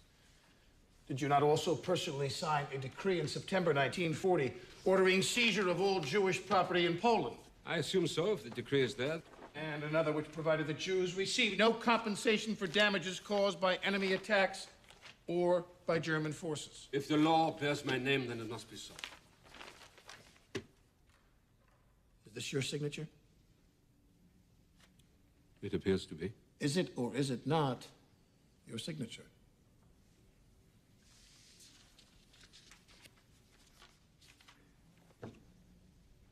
It is. Your signature on a decree dated July 1941 asking Himmler and Heydrich and the SS to make plans for the final solution of the Jewish question. That is not a proper translation. I said total solution, not the final solution. These are your words to Himmler. I charge you to send me before long an overall plan concerning the organizational, factual, and material measures necessary for the desired solution of the Jewish question.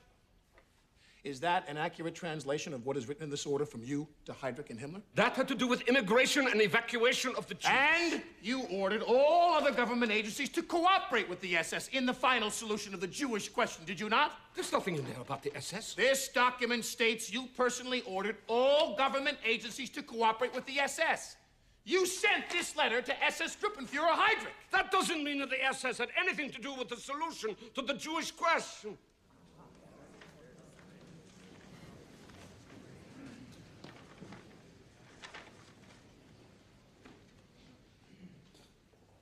must say this clearly. I did not know anything that took place or the methods that were used in the concentration camps later. These things were kept secret from me. And I might add that, in my opinion, even the Führer did not know the extent to what was happening.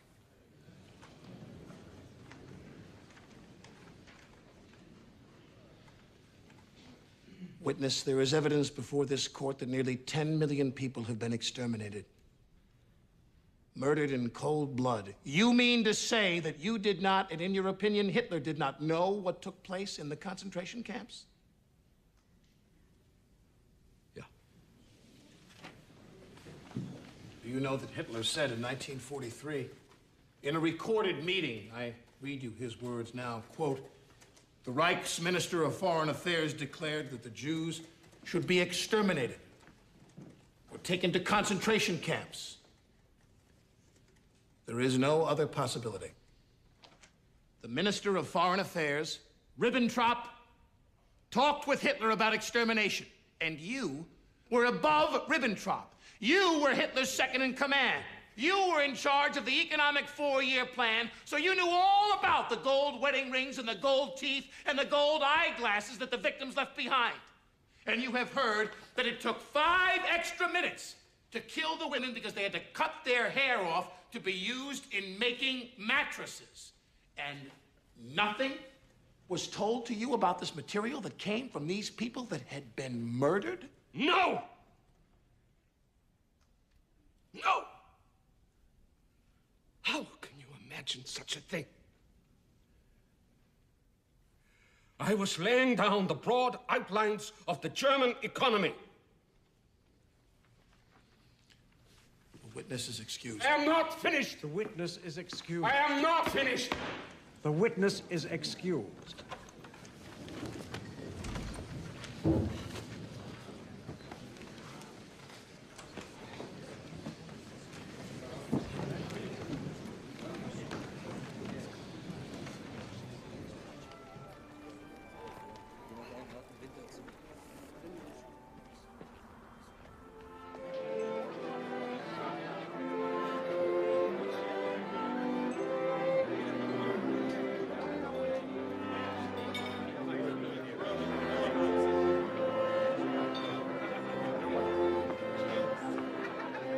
Know what would have been a great touch? Hermann Goering showing up in a Santa outfit.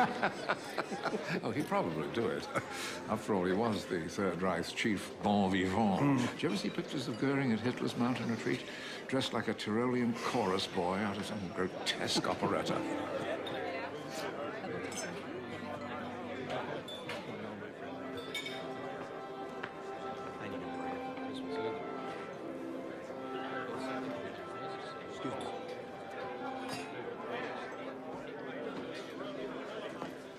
Leaving so soon? Some of the defendants asked me to come by tonight on a Christmas Eve chat with their rabbi. You know, the trial is about to enter a new phase, a very important one, in which the defendants will have to choose between stonewalling and evading or taking responsibility for their actions. Now, you are the best chance we have to influence that choice. Herr Hassel?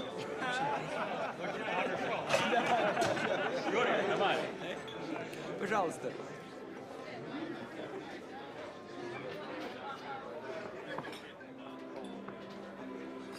Frau Hassel? Is something wrong? Do not ask me to serve the Russians, please. But they're our guests. My son was killed on the Russian front. Okay, I'll take care of this. Go to the kitchen.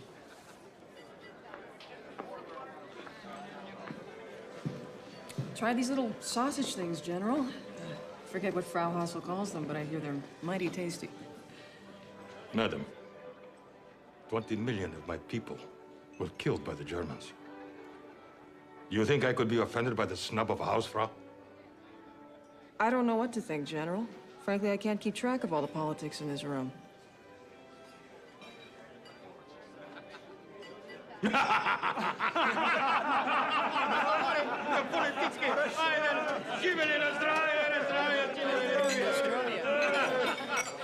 Russians sure don't disappear in a crowd, do they? No.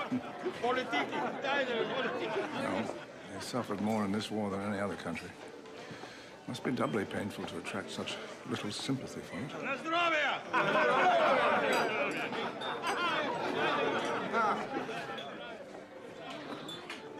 And Jackson decreed no wives could come along.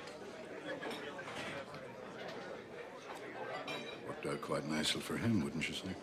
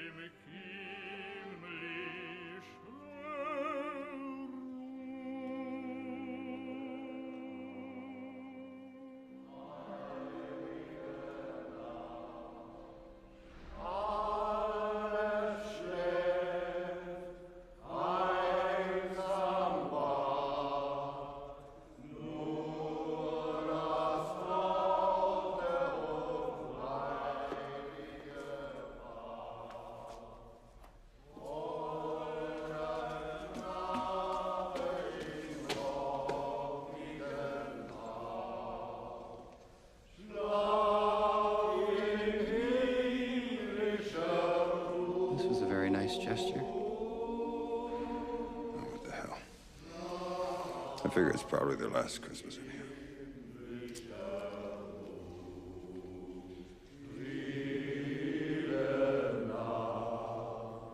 Merry Christmas, Colonel.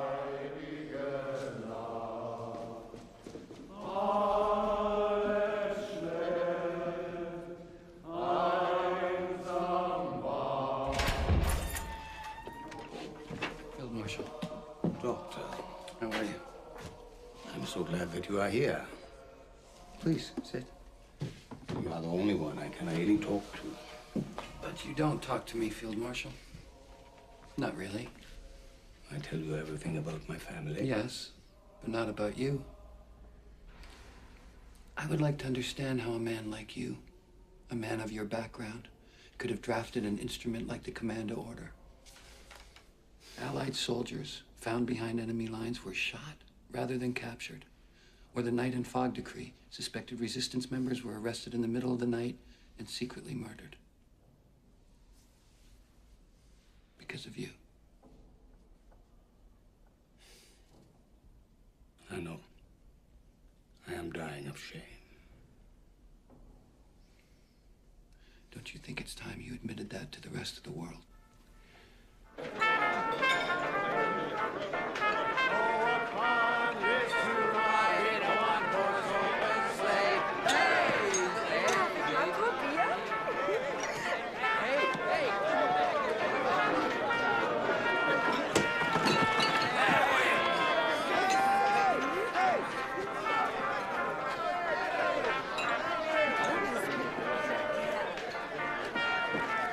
I'm not in the mood, all right? No. 9, get off. Get off! Ты что, швуль?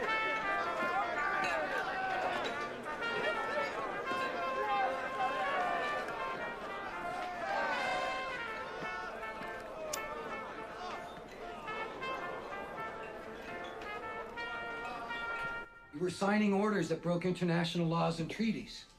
How could you not question what you were doing? Does the lieutenant say to his captain, "Just a minute, sir. I have to consult the Hague Convention to see if I am allowed to carry out your orders." If we had disobeyed, we would have been arrested.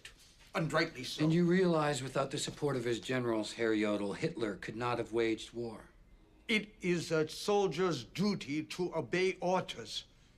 That is a code I have lived by all my life. And that code extends to the people who ran the death camps?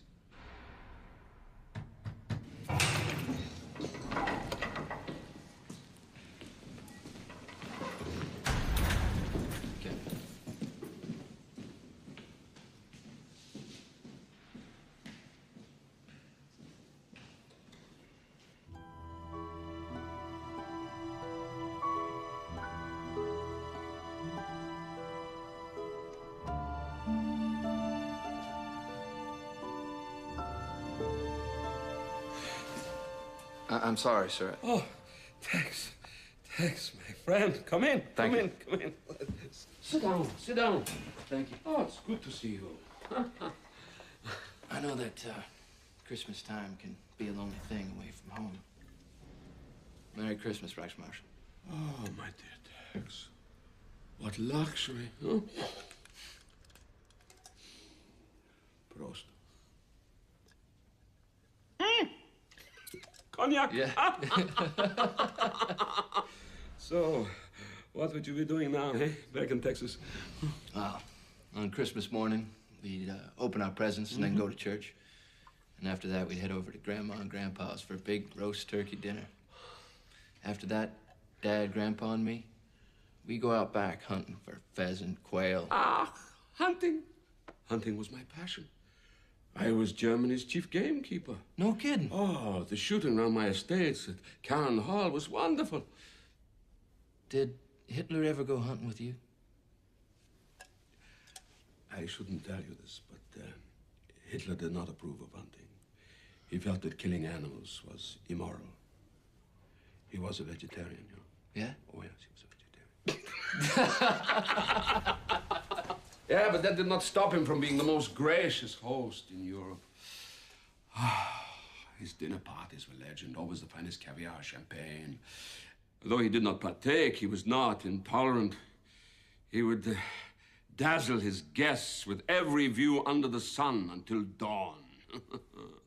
I remember once we were celebrating the triumph of Compiègne, where we savored the sweet revenge of the French having surrendered in the very same railway car that the Germans had capitulated in 1918, you know. That must have been something. Oh, it was. Believe me, it was. You know, Rex, I have made my career as a military man. And I have to say, you remind me of some of the finest young German soldiers who served under me. Thank you. Merry Christmas.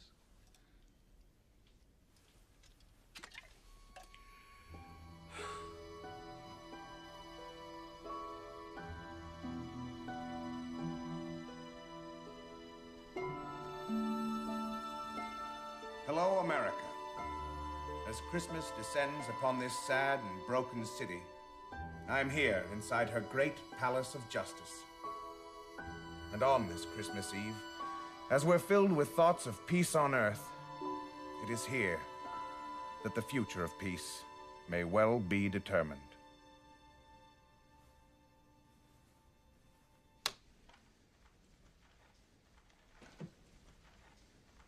Herr von Ribbentrop, would you agree that as foreign minister, you forced Czechoslovakia to surrender its territory by the most intolerable threats of aggression? I do not agree. Well, you threatened to send your army in overwhelming strength, and also bomb Prague. What further pressure could you possibly have put upon them? War, for instance. War? What is that but war? Ribbentrop should be hanged for his stupidity. That is the greatest crime of all.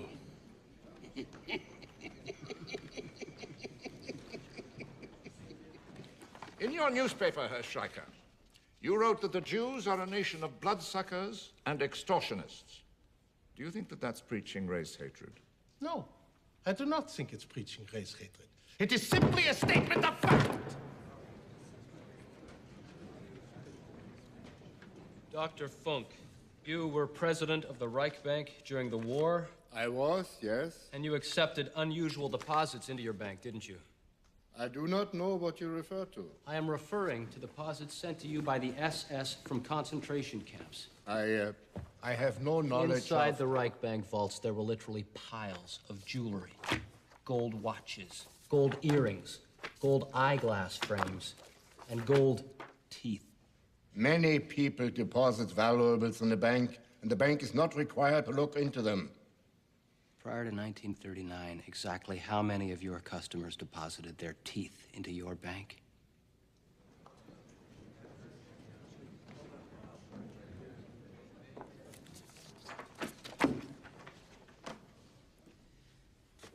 You've heard a guard at Mauthausen concentration camp testify that you watched while the gas chamber was demonstrated on inmates. I never set foot in Mauthausen. And we have heard eyewitness testimony from 3 people that you were at Mauthausen 3 times. They are lying. And before he died, the commandant at Mauthausen signed this statement that you ordered him to put 65,000 Jews in a tunnel and seal it off rather than allow them to be liberated by the Allies. He is lying! And is it not a fact that you are simply lying to the tribunal about this, as you have lied about everything else in your testimony? That is also a lie!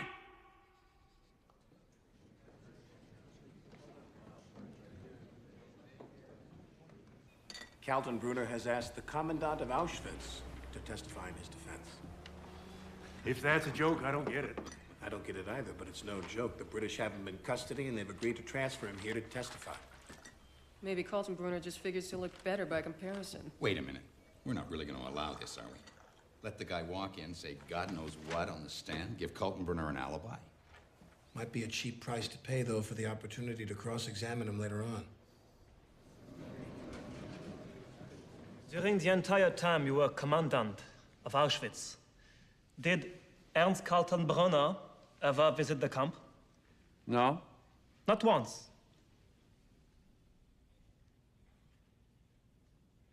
Never. Thank you.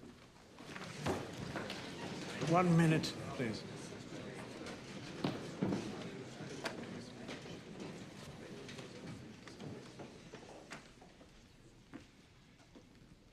Mr. House, how long were you the commandant of Auschwitz concentration camp? From the beginning. And what was its purpose? At that time, to house prisoners who were being held in protective custody. And after that? I was called to Berlin by my boss, Reichsführer Himmler, in 1941, and he informed me that the Führer had ordered the final solution of the Jewish question. I was not sure what I was supposed to do, so Adolf Eichmann advised me to visit a camp at Treblinka to learn from its operation. And what did you learn there? Actually, I was not impressed. It was taking the commandant there 6 months to eliminate 80,000 Jews using monoxide gas. I had a better idea. One of my Auschwitz guards had accidentally sniffed a chemical disinfectant called Zyklon B, and had passed out immediately. It occurred to me, if a little of this chemical killed lice, enough, perhaps, would kill a human. I tested it on Soviet prisoners of war locked in a room, and it worked. Within 3 to 15 minutes, they were dead. And then? I built gas chambers to accommodate 2,000 inmates at a time, compared to Treblinka's 200. And I built 4 large ovens to cremate the remains. It became possible to eliminate 10,000 people in 24 hours. But that was at peak operation, which was exhausting for my staff. On the average, we would dispatch 2,000 people a day. How many men did it take to dispatch 2,000 people a day? I had a staff of approximately 3,000 men. And during your tenure at Auschwitz, how many people did you dispose of in this fashion? Approximately 2.5 million.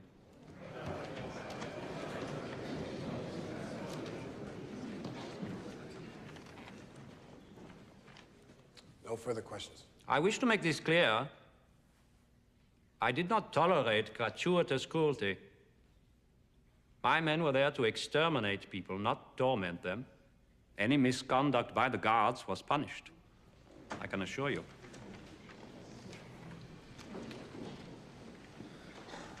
The witness is excused. Court is adjourned until 9 o'clock tomorrow morning.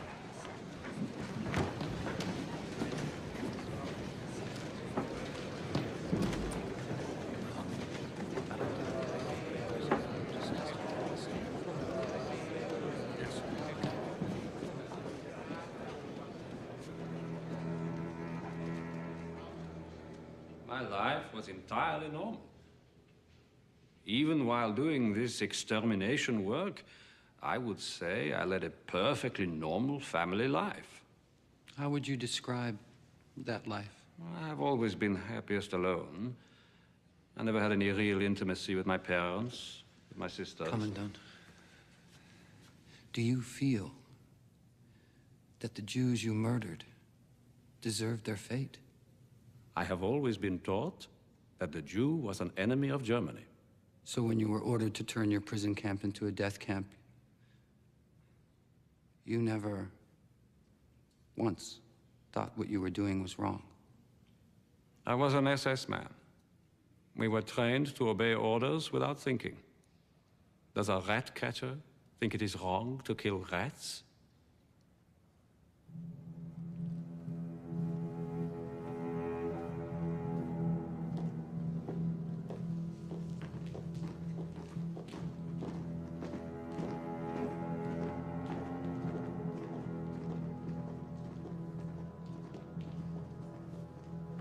A rat catcher catching rats. Is that the kind of thinking it takes to carry out state-sanctioned mass murder? Not just blind obedience, but also a belief that your victims are not human. Let me ask you this. What was Hiroshima? Was it not your medical experiment? Would Americans have dropped bombs as easily on Germany as it did upon Japan, killing as many civilians as possible? I think not. To an American sensibility, a Caucasian child is considerably more human than a Japanese child. America was at war with Japan, a country that had attacked it without provocation. You murdered millions of your own citizens. And what about the American citizens of the Japanese race who were put into protective custody in your own concentration camps? That was wrong. And why was this not done to American citizens of Italian and German descent? I said it was wrong. And what about the Negro officers in your own army? Are they allowed to command troops in combat? Can they sit on the same buses as the whites? The segregation laws in your country and the anti-Semitic laws in mine, are they not just a difference of degree?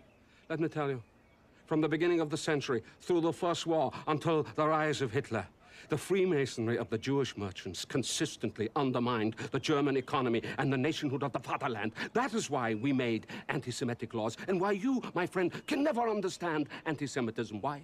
Because you are a Jew.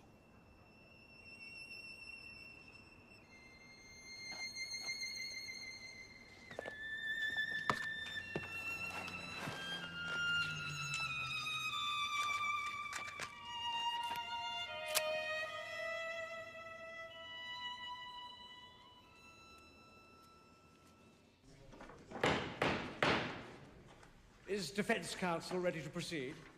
Ready, Your Honor. Herr Saukel, from March 1942, you were in charge of procuring labor for the war effort. Is that right? Yeah. You are aware that it was a crime under the Hague Conventions to forcibly deport citizens of other countries to Germany as workers? Yeah. How many foreign workers came into Germany during your tenure? Approximately 5 million. And how many of them came voluntarily? Perhaps 200,000. Did you issue these directives calling for their decent treatment? I did, yeah. I ask that these be marked as exhibits and accepted into evidence. So ordered. Herr Saukel, who ordered you to procure these workers? Speer. Albert Speer, Minister of Armaments. He gave orders to you. Yeah. And you had to obey them. Yeah. Every worker you brought in It was under Speer's orders. It was. No further questions.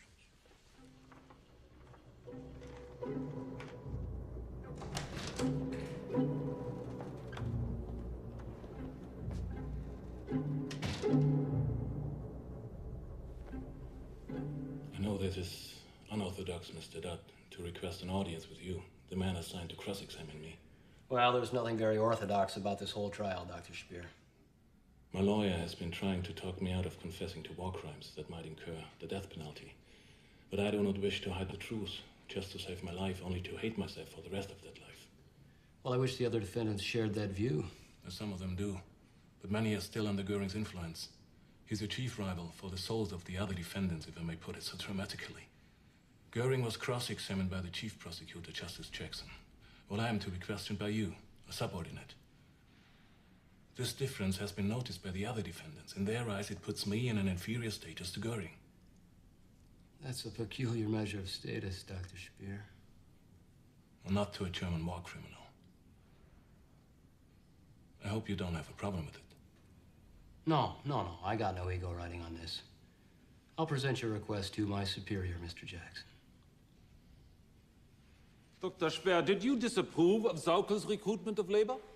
On the contrary, I was grateful to Sauckel for every worker he provided. Whenever we failed to meet armament quotas because of shortage of workers, I would blame Sauckel. Do you wish to limit your responsibility to your own particular sphere of work? No. This war has brought an inconceivable catastrophe. As an important member of the leadership of the Reich, I share in the total responsibility for the disaster of the German people. But Dr. Speer, near the end of the war, did you not refuse to carry out Hitler's order to raze Germany to the ground? I have no intention of using my actions during that phase of the war to help me in my personal defense. But I would like those who sit in judgment of me to understand that period. In March of 1945, Hitler intended deliberately to destroy the means of life for his own people if the war were lost. He said, let the Allies conquer nothing but ashes. But you resisted his wishes, sending him instead this memorandum. Could you read it to the court, please? Nobody has the right to destroy industrial plants, coal mines, electrical plants, and other facilities. We have no right to carry out destruction which might affect the life of the people. Signed, Speer. We have heard here that people were shot for disagreeing with Hitler. Is this true? That did happen. And yet, not only did you disagree with him, but early in 1945, you actually made a plan to assassinate Hitler.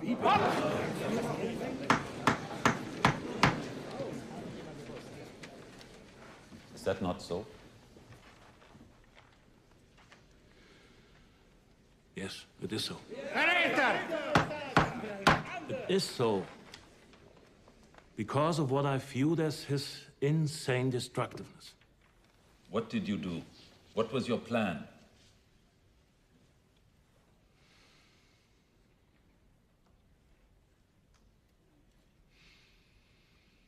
I knew of an air intake shaft in the Reich Chancellery Garden that ventilated the Führer bunker below. I went to the head of my munitions department and said, there's only one way to end this war. And asked him to get me a poison gas to drop into the ventilating system. But the next time I went there, they had built a 12-foot chimney protecting the ventilator. And SS guards were patrolling there, so it came to nothing.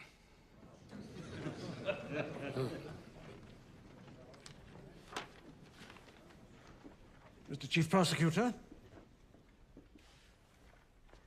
Dr. Speer, you acknowledge responsibility for Germany's large policies, but not for the details occurred in their execution. Is that a fair statement of your position? Yes, sir. Very fair. May I ask the witness a question in order to clarify this answer, please? You may. Do you want to acknowledge guilt under criminal law? Or do you wish to record an historical responsibility before your own people and before history.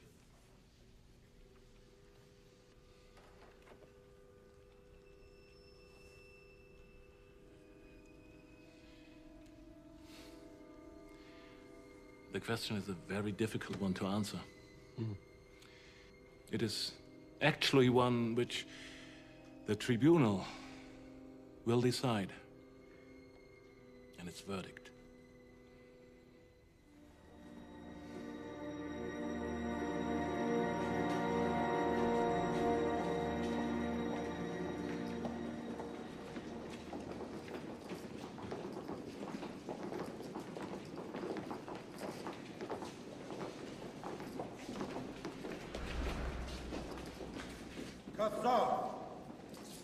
You would assassinate the Fuhrer? I tell you this, you coward. If you get out of this alive, we'll put together our own court and execute you for treason!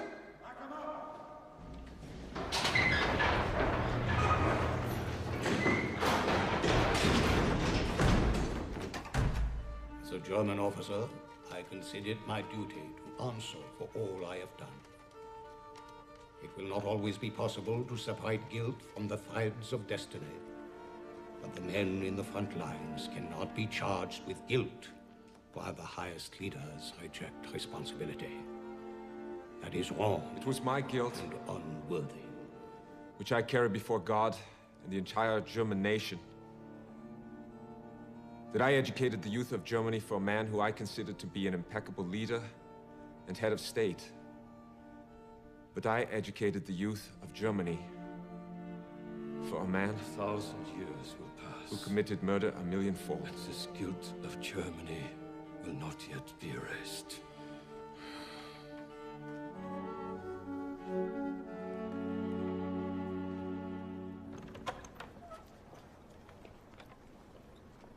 Afternoon, Captain. The prisoners aren't allowed visitors. I am the wife of Reichsmarshal Goering. This is his daughter. No exceptions, ma'am. Frau Goering. Frau Goering. Hi, my name is Captain Gilbert. Hello? Nice to meet you. Would you have a moment to spend with me? To talk? Yes? Very good. This is Ada. Hello, Ada. I'm Captain Gilbert. Do you like chocolate?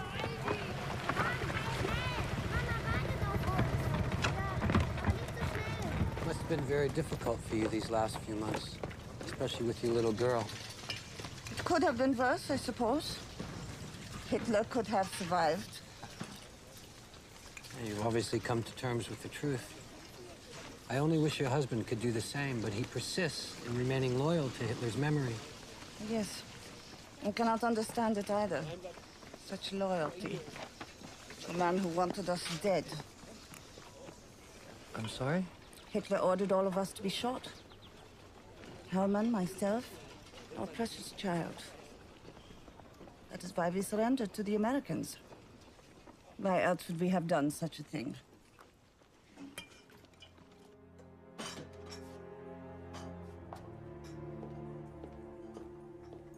I went through my notes last night. I've spent all these months trying to find a way inside their minds, hoping to understand how those people could commit such atrocities against my people. I believe there are a couple of factors that explain a lot of it.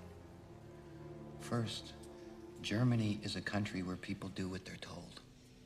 You obey your parents, teachers, clergymen, superior officers. You're raised from childhood not to question authority. So when Hitler comes to power, he has an entire nation that believes it's perfectly natural to do whatever he says. Second, propaganda. For years, Germans have been bombarded with ideas like Jews are not real human beings, or they're a corruption of the race. So when the government says it's permissible to deny Jews their rights and then says it's imperative to kill these inferior people, they comply. Even if they've been your friends or neighbors.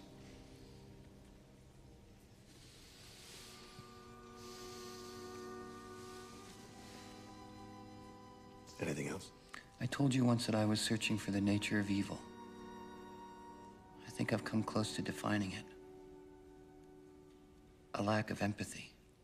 It's the one characteristic that connects all the defendants. A genuine incapacity to feel with their fellow man. Evil, I think, is the absence of empathy.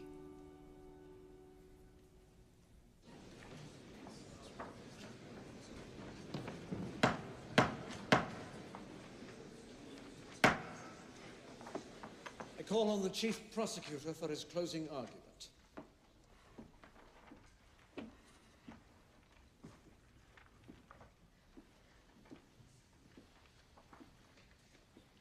Mr. President and members of the tribunal, it is impossible, in summation, to do more than outline with bold strokes the vitals of this trial's mad and melancholy record, for no time has ever witnessed slaughter on such a grand scale, such cruelties and inhumanities, such wholesale deportations of peoples into slavery, such annihilations of minorities.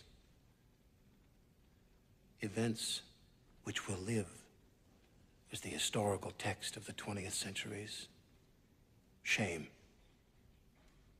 and depravity. Terror was the order of the day. Civilians were arrested without charges, committed without counsel, executed without hearing. Villages were destroyed, the male inhabitants shot or sent to forced labor, and the children scattered abroad. The Nazi movement will be of evil memory in history because of its persecution of the Jews, the most far-flung and terrible racial persecution of all time. So thorough and uncompromising was this program that the Jews of Europe as a race no longer exist, thus fulfilling the diabolic prophecy of Adolf Hitler at the beginning of the war. Generations to come will remember this decade. If we cannot eliminate the cause and prevent the repetition of these barbaric events, this century may yet succeed in bringing the doom of civilization.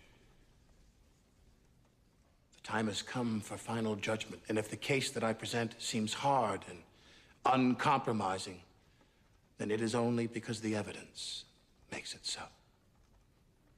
A glance at the doc will show that despite quarrels among themselves, each defendant played a part that fitted in with every other, and all advanced a common plan.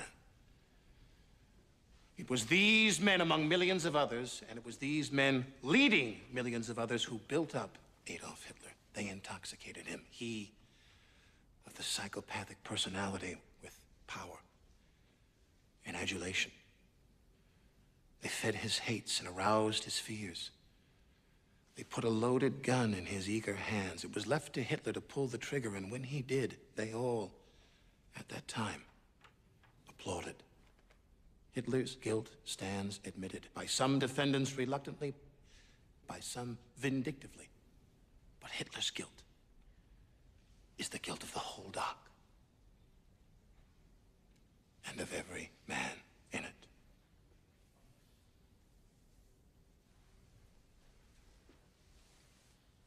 These defendants now ask this tribunal to say they are not guilty of planning, executing, or conspiring to commit this long list of crimes and wrongs. They stand before the record of this tribunal as blood-stained Gloucester stood by the body of his slain king. He begged the widow as they beg of you. Say I slew them not. And the queen replied, then say they are not slain. But dead they are. If you were to say of these men that they are not guilty, it would be as true to say that there has been no war. There are no slain. There has been no crime.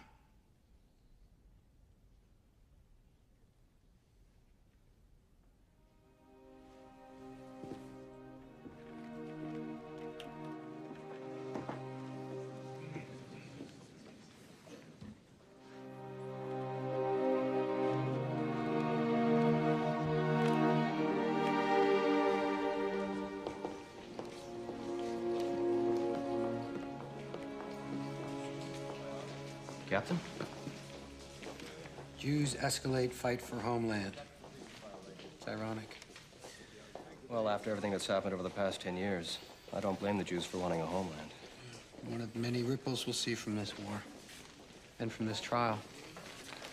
Shall we? Yeah. The defendants may now make their final statements. Defendant Hermann Goering.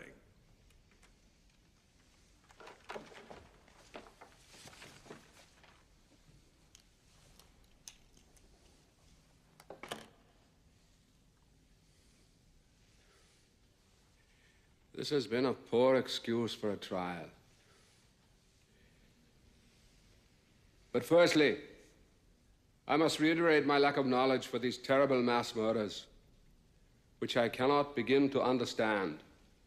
And furthermore, I condemn wholeheartedly. As to the trial, the statement of the defendants were accepted as true only when they supported the prosecution. They were treated as perjury when they refuted the indictment. This is not a basis of proof. Why am I in the dock being treated as a common criminal? I said to my judges, have no illusions. Since the three greatest powers on earth, together with other nations, fought against us, we finally were conquered by tremendous enemy superiority. Justice has absolutely nothing to do with this trial.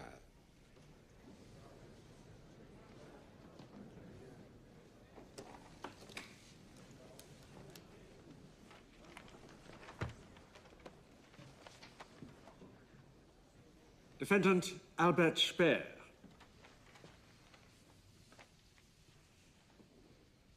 How could so advanced, so cultured, so sophisticated a nation as Germany have fallen under Hitler's demonic sway? The explanation is modern communications. No longer does a leader have to delegate authority afar to subordinates, exercising independent judgment. Given modern communications, a Hitler can rule directly and personally. Thus, the more technical the world becomes, the more individual freedom and the self-rule of mankind becomes essential. This war has ended on the note of radio-controlled rockets, aircraft approaching the speed of sound, submarines and torpedoes which can find their own targets, atom bombs, and the horrible prospect of chemical warfare. In 5 to 10 years, this kind of warfare will offer the possibility of firing rockets from continent to continent with uncanny precision. Through the smashing of the atom, it will be possible to destroy 1 million people in New York City in a matter of seconds with a rocket serviced by perhaps 10 men. A new large-scale war will end with the destruction of human culture and civilization. That is why this trial must contribute to the prevention of such wars in the future. A nation believing in its future will never perish. May God protect Germany and the culture of the West.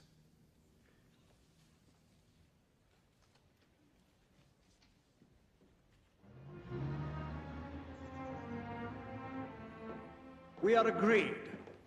3 of 4 votes will be required for the finding of guilty. Agreed. Agreed. Now, if the judgment is death, might we not consider the firing squad for the military defendants? I disagree most strongly. The bullet is for the honorable adversary, not the butchers. I say hanging. I agree. Agreed. We will take the defendants in the order they were indicted. Goering.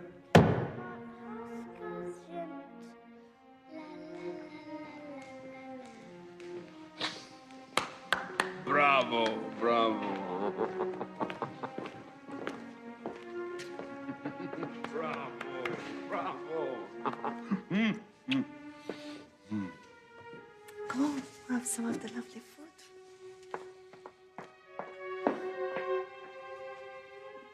Guards talk that you will all be hanged. I won't be hanged. That I assure you. That I pledge. Perhaps the court will send you to an island, like Elba, and we could join you there.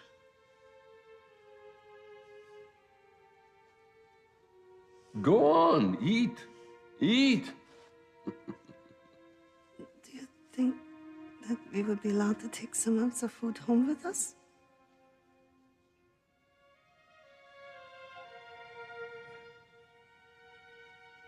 I don't see why not. The charter clearly states that following orders may be considered in mitigation of punishment. Maybe, not must be. You have become such beautiful young ladies.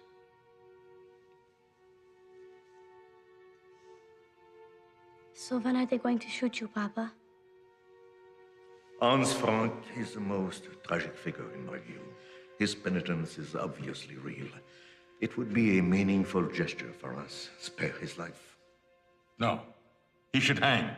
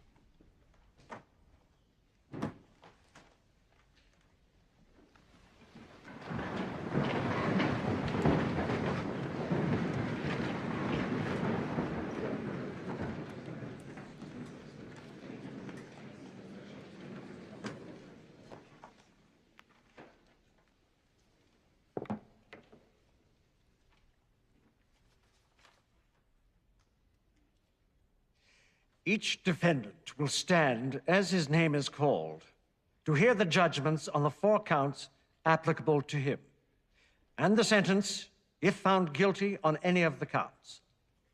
The counts, numbered 1 through 4, are conspiracy to commit aggression, the commission of aggression, crimes in the conduct of warfare, and crimes against humanity. Defendant Hermann Goering.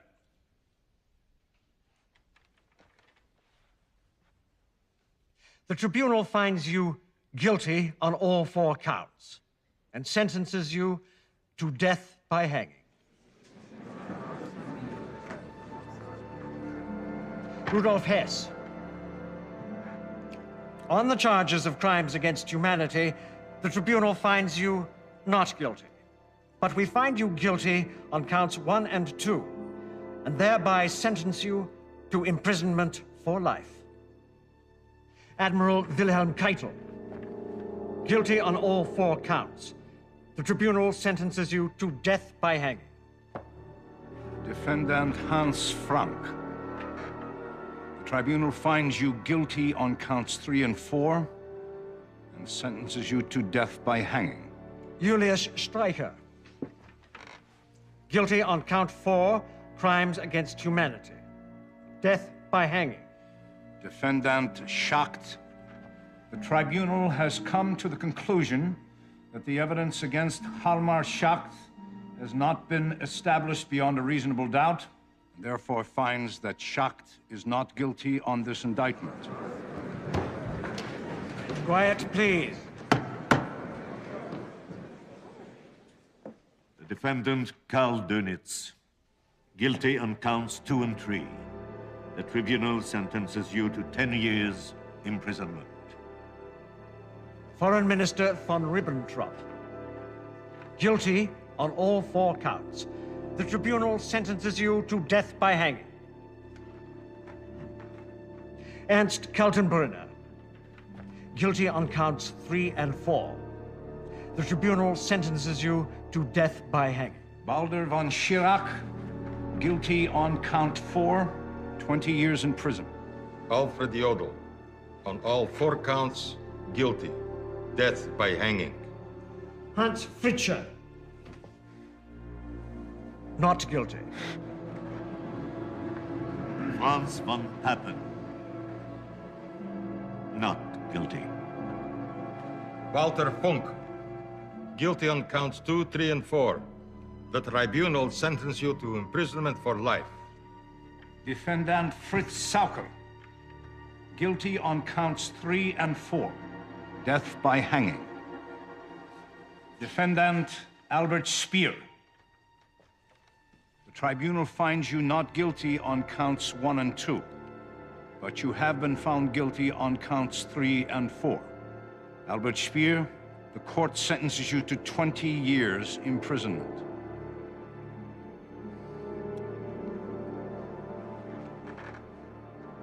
The work of this tribunal is now complete.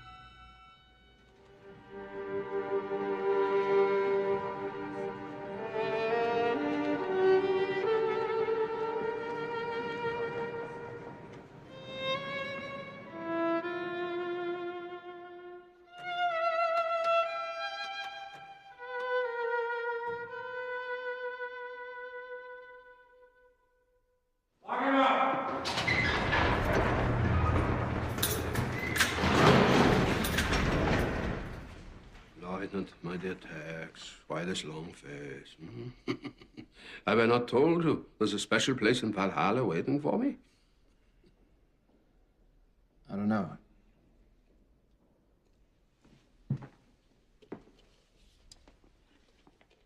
I just thought things might have turned out differently, that's all. Well, you know, they might have done. But for one very unfortunate thing. Those mass murders. I must tell you, I could not see their purpose. They were absolutely unnecessary. They made no sense from a nationalistic point of view. Our legacy has been forever tainted. But make no mistake. Everything Hitler did before the war was right. The German people knew it. And one day they will eventually remember it. And you must remember it too, my dear Tex. When you remember me, remember that, huh? Yeah. Now, the practical matters. There are a few things I want to give you. No, sir. Please, please.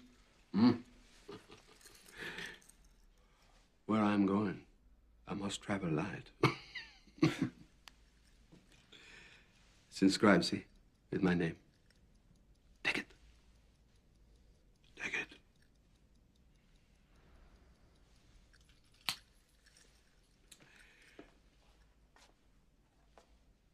The few valuables I have, they are in my blue briefcase in the baggage room. Can you retrieve that for me, my dear Tex?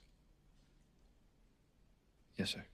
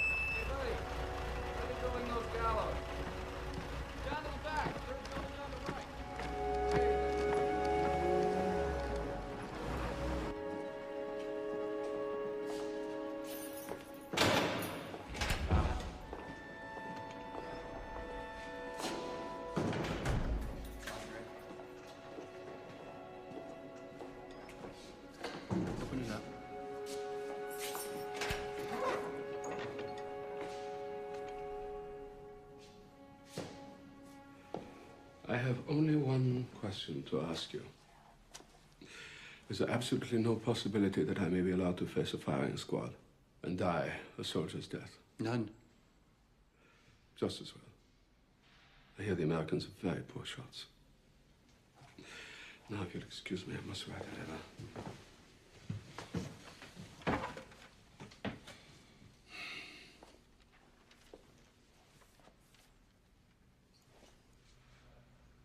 For the rest of my life, Herr Reichsmarshal, people will ask me what your final thoughts were. We'll have nothing to tell them. You can tell them this. I say, for now and all time, the foreigners who impose the sentence upon me may murder me, but they have no right to judge me. That I deny them. Now, you must excuse me, I do have to write this letter. Thank you.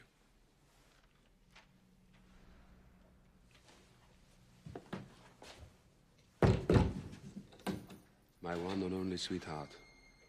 My life came to an end when I bade you farewell for the last time. Do not grieve, my dearest one. Since then, I have felt at peace with myself and consider my death a deliverance. All my thoughts are with you and our own dear sweet child. My last heartbeats of our great and eternal love.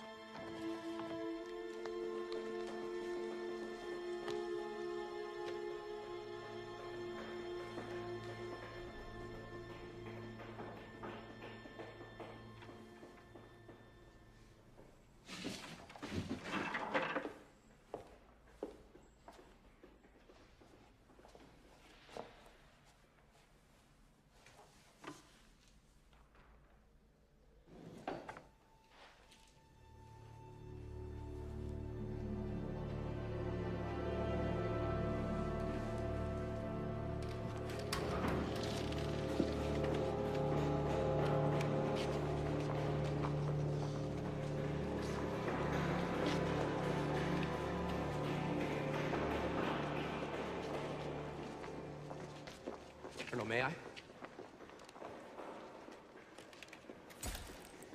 You got what you want. I got it, sir. Gentlemen, follow me.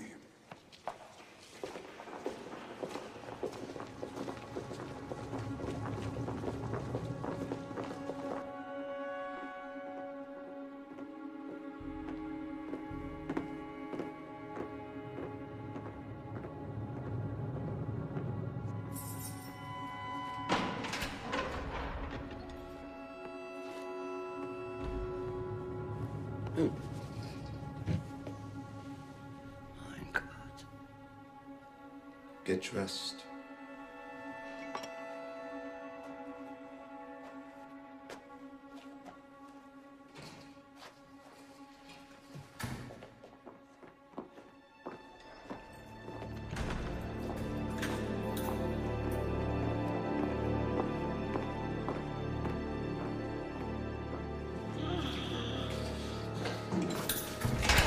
Get a doctor!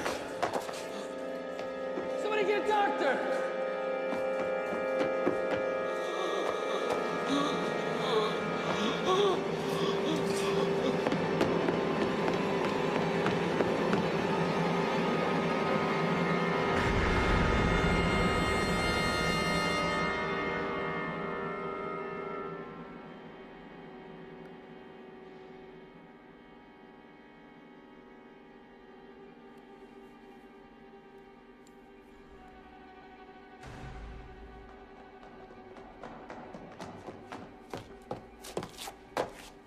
Cyanide.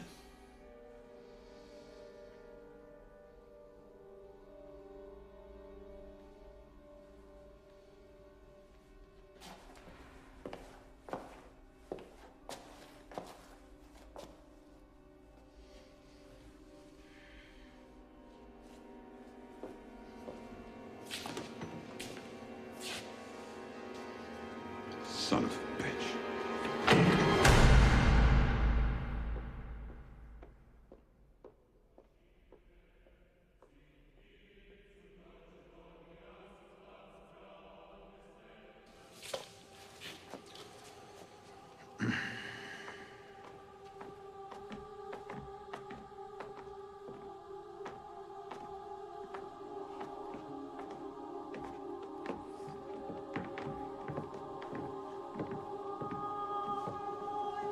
State your name.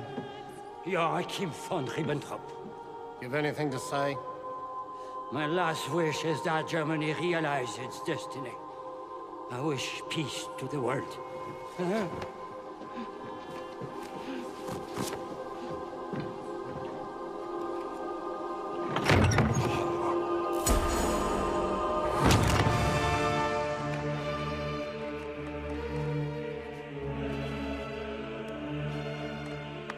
You have anything to say?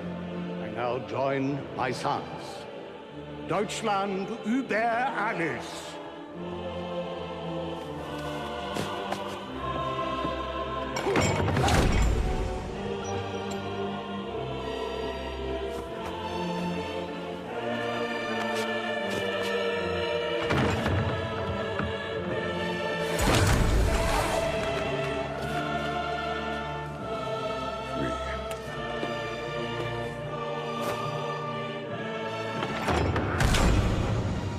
Dying an innocent man.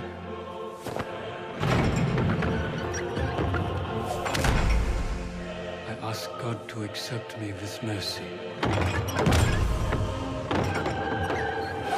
Heil Hitler! Heil Hitler!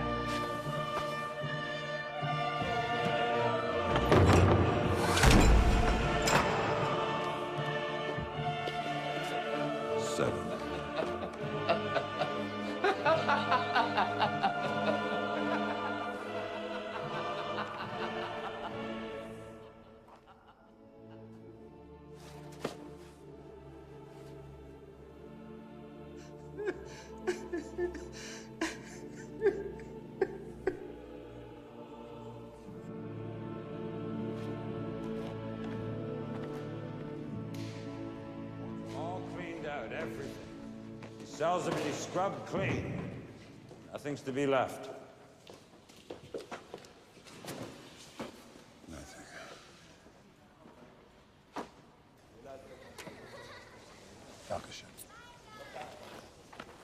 Thanks.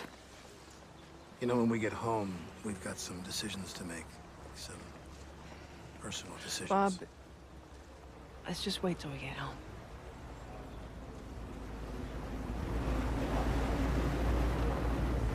Hello, you two. You know, it may sound strange, but I can't help feeling a touch sentimental about all this. I understand. I got a letter from a friend today, saying that because of what we've done here, none of it can ever happen again. What do you think? Well, we can hope, can't we?